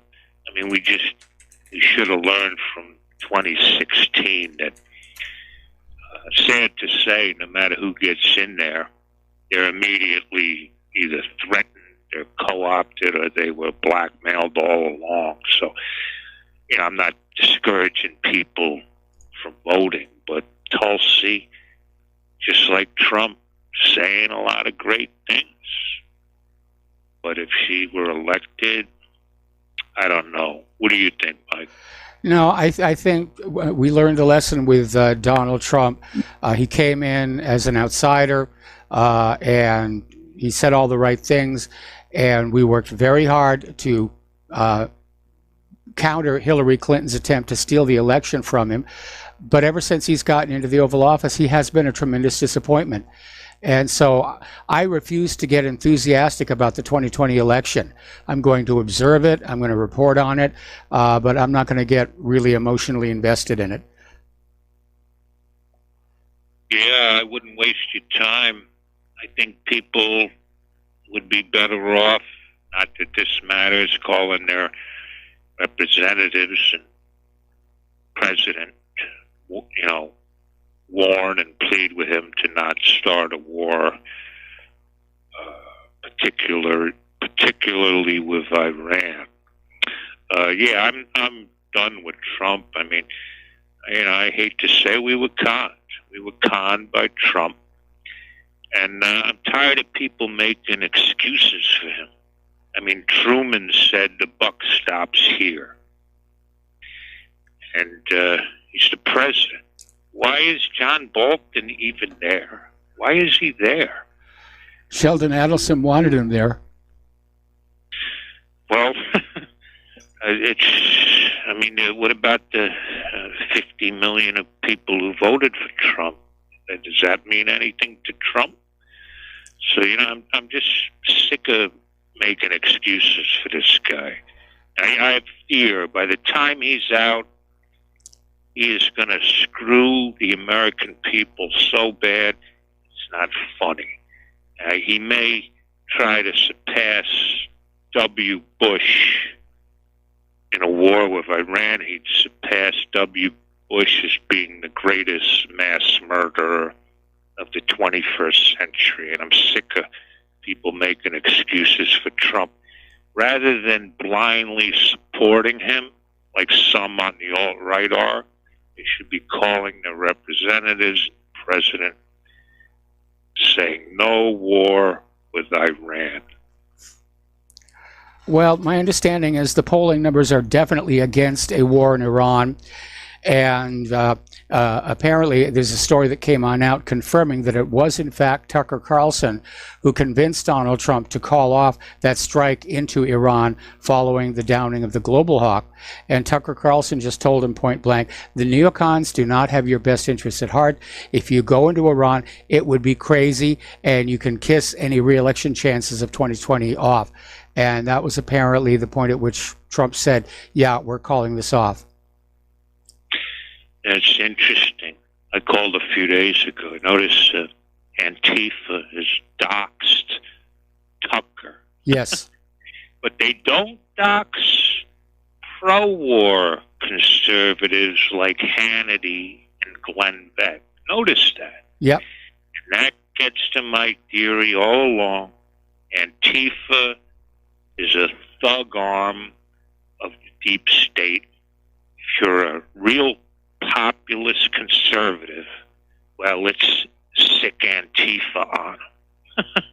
So that's Antifa works for the deep state. Yes. It's targeting non-neocons. You notice that? They don't bother Hannity. They don't bother Sean Hannity. They only go Antifa are the modern embodiment of the brown shirts. Mm-hmm. And it's funny, they worked indirectly, or as Lenin called them, useful idiots. That was Stalin. Oh, I'm sorry. They're indirectly working for the neocons and people like Pence and Bolton by attacking Tucker Carlson, and they don't even know it. But yeah, then it's amazing to me. Antifa's like backing the neocons indirectly. Yeah, yeah. Well, I'm sure that the people at the very top of Antifa know exactly who they're working for and what the goal is. It's the lower down, the street recruits that are being misled. Yeah, they don't know what's going on. But yeah. But you notice Antifa, they have a get-out-of-jail-free card. No matter what they do, they beat up and assault people. They're never charged. They're never sent to prison. So that tells me they're working for the government. Yep. I remember seeing a picture of them walking down the street with AR rifles. And I'm thinking, why are they doing this? Why are they allowed? Because they're working for the government or government operatives, or CIA, or someone like that. Well, they're sure working for somebody, yeah. Yeah, but we'll see. But people, stop having blind faith in Trump. Start looking at him with the same scrutiny that you would Hillary. And with that note, thanks for taking my call, Mike, and have a great show. All right, thanks an awful lot. We're going to let you go. The phone lines are open, 800-313-9443. And we're going to do shout out now to our honor affiliates who are just now rejoining our network. So before the top of the hour, we were starting to talk about this story. A lot of states across the country, and that includes here in Hawaii, they're banning plastic bags and straws. And the bans are aimed at grocery stores and other businesses that give out the bags to customers to carry out their purchased items. Now, here in Hawaii, they'll give you a bag, but they charge you 15 cents for it. And the idea is the bag bans are built as a means to reduce waste and pollution by forcing Americans to bring reusable bags to stores, which we don't always remember to do. And as a result, we have a closet full of these things now here. But people are starting to look at it saying, if there really is a positive benefit for the environment, or are they actually making things worse? And that people were bringing other kinds of bags that were less healthy to the markets. And as far as the straws are concerned, they had a real problem with that for a while. I mean, the new thing is the stainless steel reusable straw.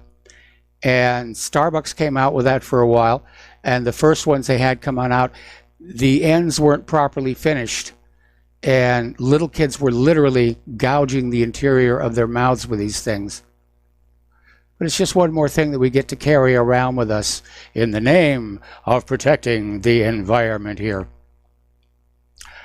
Okay, out in California, over this last month, there's been a swarm of over 1,000 small earthquakes, magnitude 3 and under, which means they're barely felt.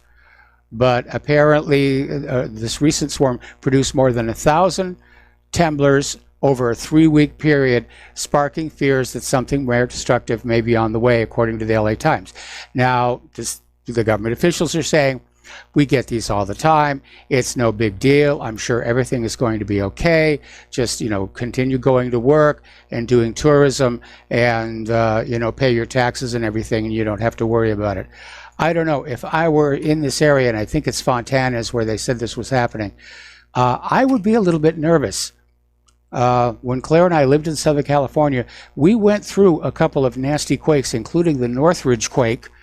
And, we had our quake kit, which is now our tsunami kit, which after we get to Indiana will be the tornado kit. But if you live in any of these areas, you should be prepped. You really should be. Absolutely.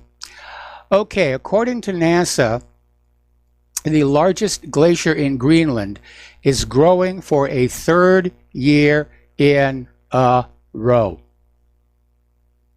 It's not shrinking like the global warming cultists want to tell you. It's growing. You got a lot more snow this winter. The snow is glaciating, which is the process by which snowfall compacts into hard ice. And it's accumulating more snow and ice than is calving off at the edge to form icebergs. 3rd year in a row. So much for human-caused global warming. And still, the global warming cultists are out there, hottest global temperature. The media was out there, and they're still pushing this whole thing. It was the hottest year on record. This place is the hottest temperature. This place had a heat record. They're still pushing at this. And they ignore the record cold temperatures. They won't report on those. They won't report on the record snow that's falling in a lot of places.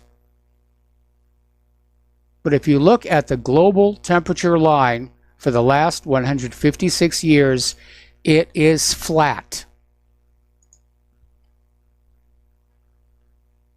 There's minor fluctuations, but there is no global warming. It just isn't there. It was a hoax.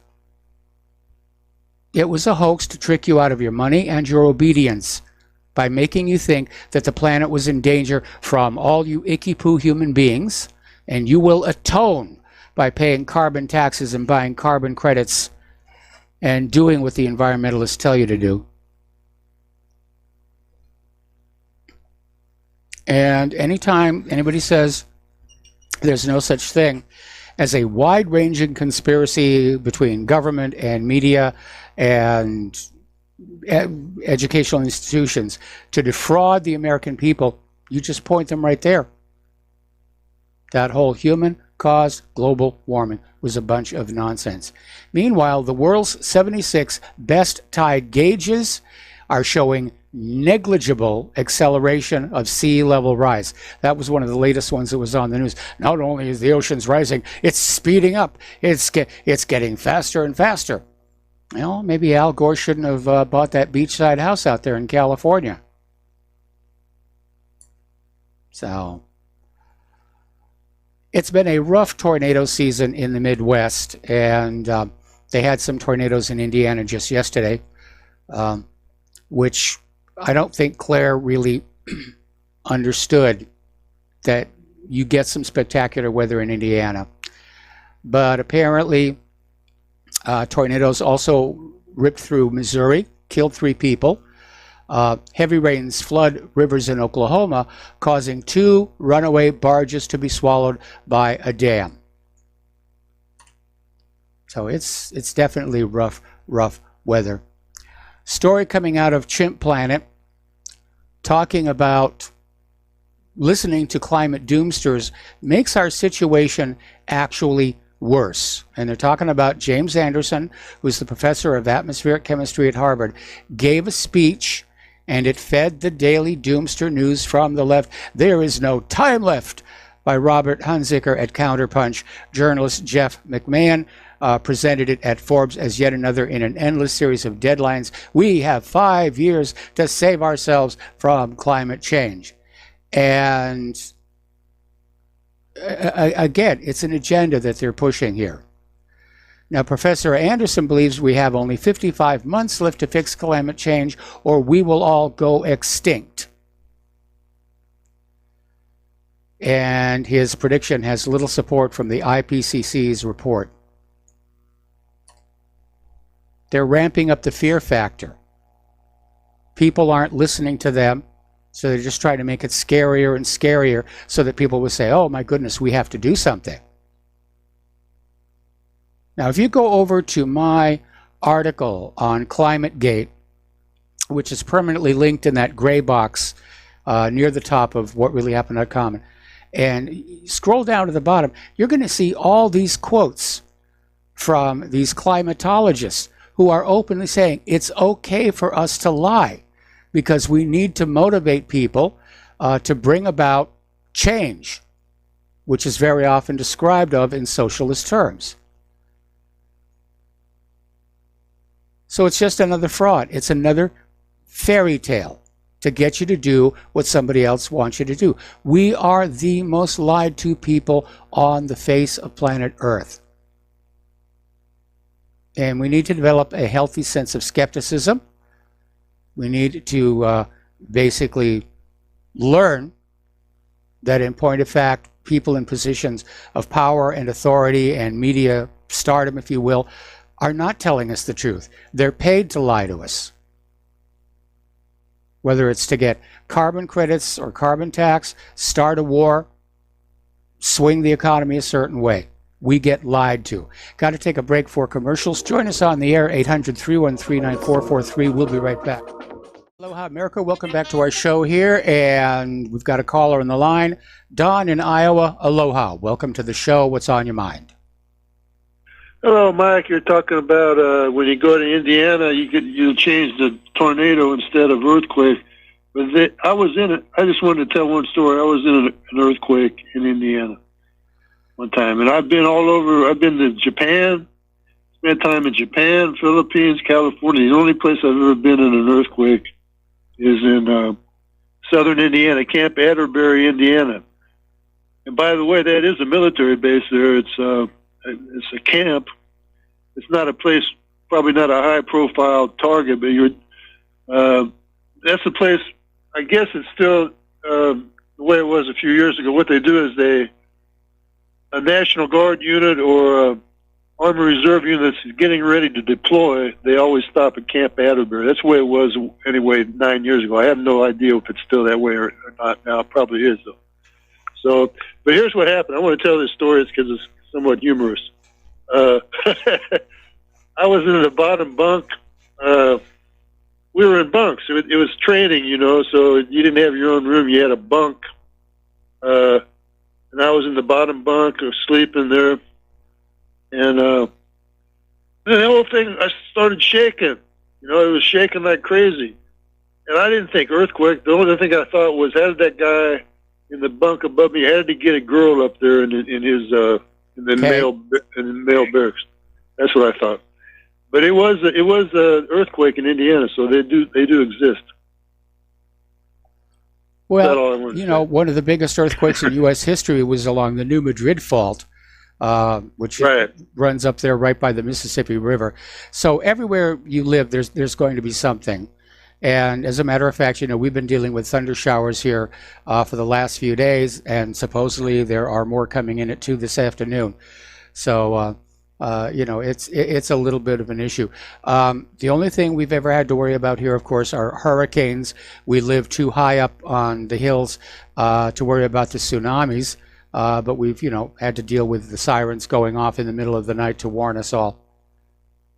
What's your opinion about the Yellowstone super, what do they call it, super volcano, the super geyser, whatever they call it? The super volcano, What's the odds of that actually going on? Well, the odds of it happening in our lifetime, I would say, are remote, but it's going to happen eventually.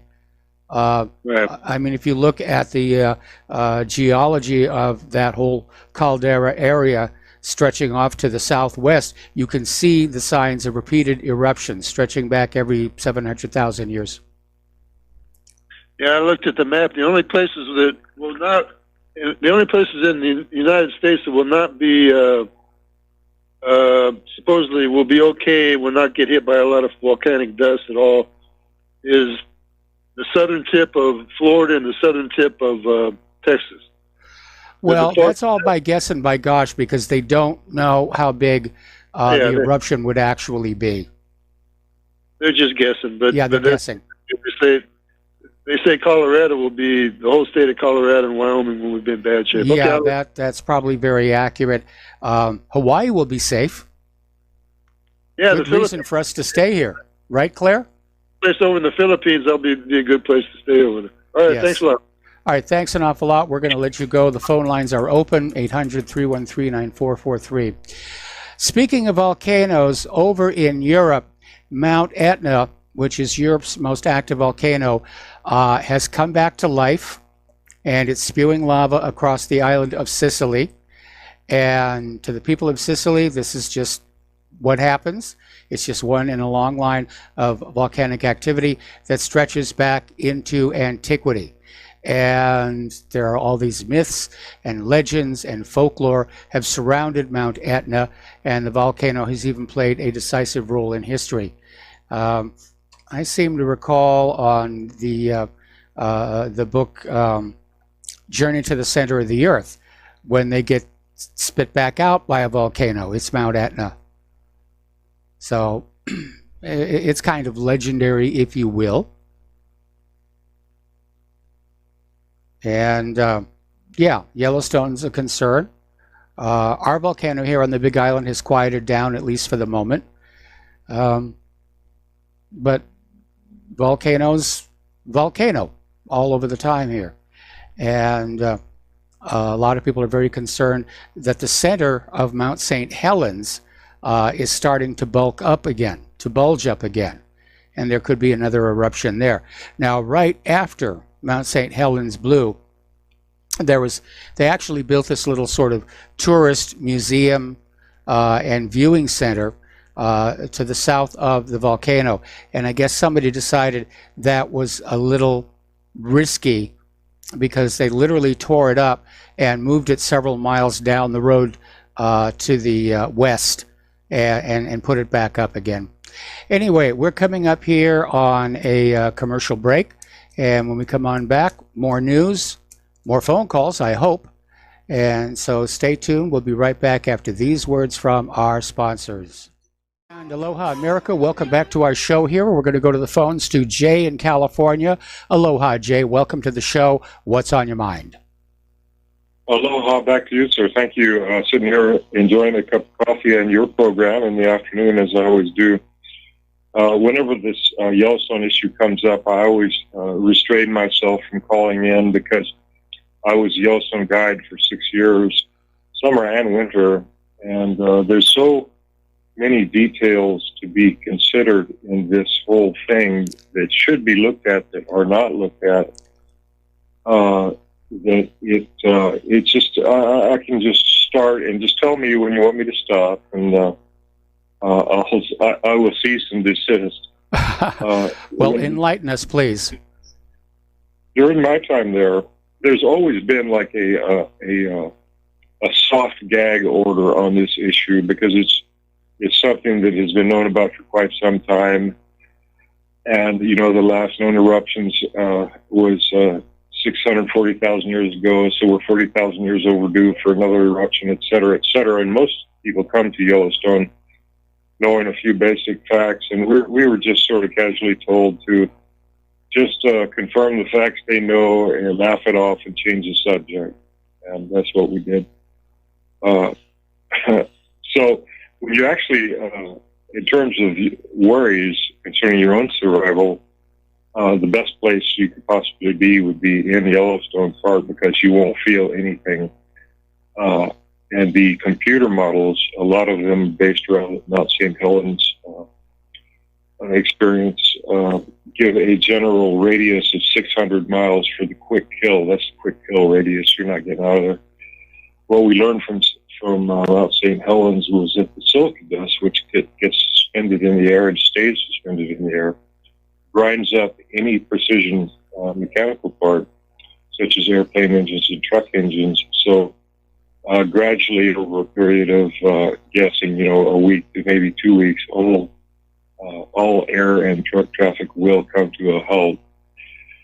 Just a few more basic facts for you, then I'll get into some things that you probably were not aware of. The physicists, using modern equipment, were able to determine that rocks the size of basketballs have been found in the state of Illinois from the last explosion. Give you a little hint of the power and the magnitude. The thing that makes the Yellowstone supervolcano so powerful, and also in kind of a category of its own, different than the other volcanoes, is that in the caldera itself sits Lake Yellowstone, which is one of the most beautiful places. People, you have to go there. It's so beautiful. We used to consider it a twin lake of Tahoe, 110 miles of shoreline, 130 miles of shoreline, 320 feet deep, very cold all year long. One of the most beautiful places you will ever see in your life. And so Lake Yellowstone sits in the caldera of what without it would be the remains of Yellowstone volcano, but just at a slightly subsurface level between the surface of the earth and the liquid magma is a tongue of liquid magma. It comes up to the surface and fuels all the things that we know as the Yellowstone thermal features. Yes. Geysers, hot springs, mud pots, fumaroles. And what it does, it puts it in very close proximity to the ice-cold water, which is ice-cold all the time. And many of the features surrounding the Yellowstone supervolcano are thermal features, which were created by thermal explosions, which is to say extreme heat, magma, meets extreme cold, the cold water. And so the proper way to think of Lake Yellowstone is gasoline sitting on top of a burner with just a little bit of separation between it. What it would be required would be for enough seismic activity to open even the smallest crack between the magma and cold water, and that would create a chain reaction of events that's similar to the chain reaction of events that occurs in a nuclear explosion. The physicists can break it down for you and make it seem slow. Okay, first this happens, then this happens, and after that, these two things happen, and then finally, the genuine explosion occurs. Of course, it all occurs in like less time than can even be measured, but that's a similar thing with Yellowstone Lake. And when it does, it's the largest explosive device on this planet. This is a civilization-ending event. Now, those are some mechanical facts. Now, let me give you some personnel facts surrounding this whole situation. It's one of those things, the more you learn, the scarier it gets. Before we get into the personnel thing, I have a question about you. First of all, I've been to Yellowstone myself many years ago, back when Old Faithful actually did run on time. And I remember looking at the Steamboat Geyser and being told that it would wait years and years between eruptions. And then all of a sudden, now we're hearing that it's erupting every few days, and this is concerning a lot of people. Well, let me talk about Steamboat for a second. I hate to say this is a subject I could talk for hours about. Now, Steamboat Geyser, a good friend of mine was a ranger at the Norris Geyser Basin Ranger Station, and when pre-eruption signals started coming from Steamboat, it had not erupted since 1888. Steamboat's considered the most powerful geyser on the planet. And all of a sudden, it went into what we call pre-eruption phase. And during my last year there, and it was the first time if it was going to erupt, it was the first time since 1888 that it would have erupted. And Cheryl, my ranger friend, was the chief ranger at Norris Geyser Basin, which is where it's located. And this was a major excitement all throughout the park. This is big, big, big news. So I saw it in the pre-eruption phase, and I wasn't there for the eruption itself, the first one since 1888. But in the pre-eruption phase, it looked like, if you could imagine, if you took a jumbo jet and stuck it in the ground with just the jet engine sticking up on full throttle. Yeah. That's what it looked like. And I mean, the ground was shaking. It was too loud to talk to anybody. It was like, holy cow, man.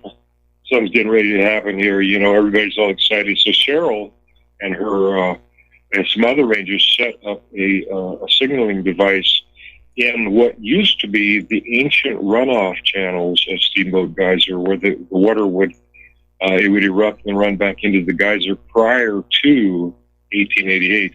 And the only reason that these devices would activate would be if there was any water in these channels, which meant an eruption. And it was activated all the time in the bunkhouse where the rangers lived, and everywhere, and everybody's just on their edge of their seat. And sure enough, at 3 o'clock in the morning of, I can't remember what day it was, it did erupt, and it threw it threw all kinds of stuff for about a quarter mile, big boulders and leftover stuff. In the old days, people used to throw things in geysers and stuff, and it was a major deal. It made news all around the world.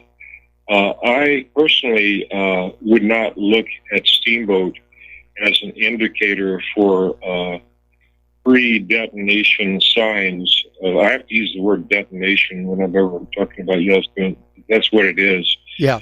I would not use Steamboat as an indicator for that. It's the anomalous things that have never been seen before, and it's also when you see a geological process that would normally take a very, very long time happening in a short time. That is something to really get people's attention. Like, for example, last year, there was when they set up a laser to bounce off the surface of the moon to the bottom of the caldera, and thus obtain a perfectly precise measurement of the height of the bottom of the caldera. Very important. Okay. Yes. And you probably heard, over the last few years, there's been some slight upward movement in it, and that in itself is something to really be seriously thinking about. And there's also been some other anomalous things that are geologic processes that should not be happening quickly, but are happening quickly. And let me just say that I just recently learned that Rick Hutchinson, who was the USGS geologist in charge of Yellowstone when I was there, is still there. He's easy to say that this man is the most knowledgeable man on Yellowstone geology on this planet. I would not want to be Rick Hutchinson right now. I can almost guarantee you that he's got hotlines going to every major institution and military armed branch of the government, including the president, right in his residence. The weight, if you think about it, the weight of the world is on Rick Hutchinson right now, because all this information, he's got a whole team that do nothing but monitor this. The most advanced equipment available, the most knowledgeable scientists available. This is one of the most important things on this planet. So he's got this constant inflow of information, and it's kind of a nightmare scenario, because if the information flow shifts in such a direction to indicate that there is actually a good possibility that this might happen, then it's decision time for him. Yes. He's going to make the heaviest, most burdensome decision that any human could ever possibly have to make. I can't even. It's almost asking too much of any human being to put anybody in the position that Rick Hutchinson is in right now. All he has to do is, and he doesn't have complete control over information because he could be sitting there looking at key hotlines and have them light up, and could be listening to anybody in any country, including the president, saying, "Rick, listen, man, we've made some mistakes in the past. Every government has, but we can't afford to screw this up, Rick. We've got to get this right. What do we do, Rick Hutchinson?" And all he has to do is push the alarm button, and the lives of everybody, before an eruption even happens, and the lives of everybody on this continent is going to be changed, especially the people that live within the 600 diameter radius quick kill zone. Well, they're not going to be living there after it's all over. I just feel so much empathy for Rick Hutchinson to be in that position, because his life he's lived his life for Yellowstone. And now at this stage, even the people that don't know much about it can kind of get the sense of how potentially serious this could be. And he is the focal point. Okay, Jay, let me ask you a question. Okay. What kind of a time interval are we talking about between Jay getting these pre-detonation signals and the actual eruption? How long are we talking about? Yeah, that's the $64,000 question, isn't it? And reading and having your best possible geophysicists and the best scientific algorithms on this planet trying to read everything together, because adding confusion to the whole thing is Yellowstone has always been a highly seismically active area. Hundreds of earthquakes, deep earthquakes happen every day. That's normal. Yeah. People go up to the Norris Geyser Basin, and it's one of the geyser basins that happens to have the strongest sulfur smell of anywhere. And of course, in the minds of many people, that means, oh, God is getting ready to go. Let's get out of here, And it's always, Norris Geyser Basin has always smelled like sulfur. So that is the key question. And unfortunately, I think it's safe to say this is a hair trigger type of situation, because of the two immensely powerful forces opposing each other within just a tiny, tiny, tiny distance. That's the key factor. And all they got to do is touch. Yep. All that has to happen is just for a really small amount of this cold water to touch the magma, and that and then you get a steam explosion. Then you get a series of events happening that's real similar to a nuclear explosion. It's generally considered that a detonation of the Yellowstone supervolcano would be tens of thousands of times more powerful than all the nuclear weapons on this planet put together. And I remember Mount St. Helens, and that was a big deal. And then Mount St. Helens would be just a little squeak. Yeah. To this.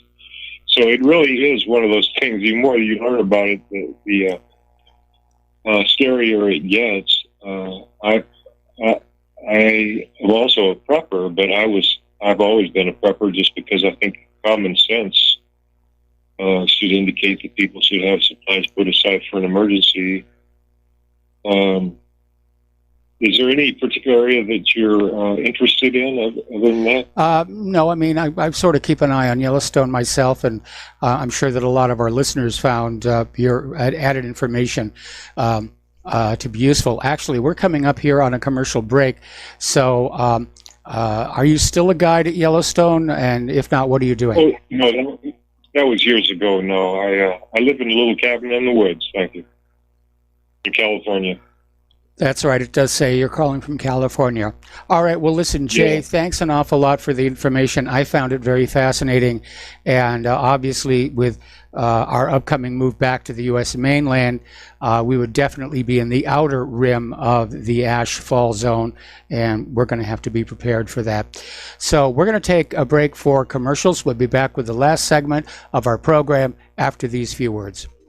And aloha, America. Welcome back to our show today. And I'm actually getting emails, people who appreciated the information that Jay from California was giving us about Yellowstone. And, you know, again, the odds of it happening during our lifetime are remote, but it will happen sometime. And every time they do another seismic analysis to find the size of that magma chamber, it gets bigger.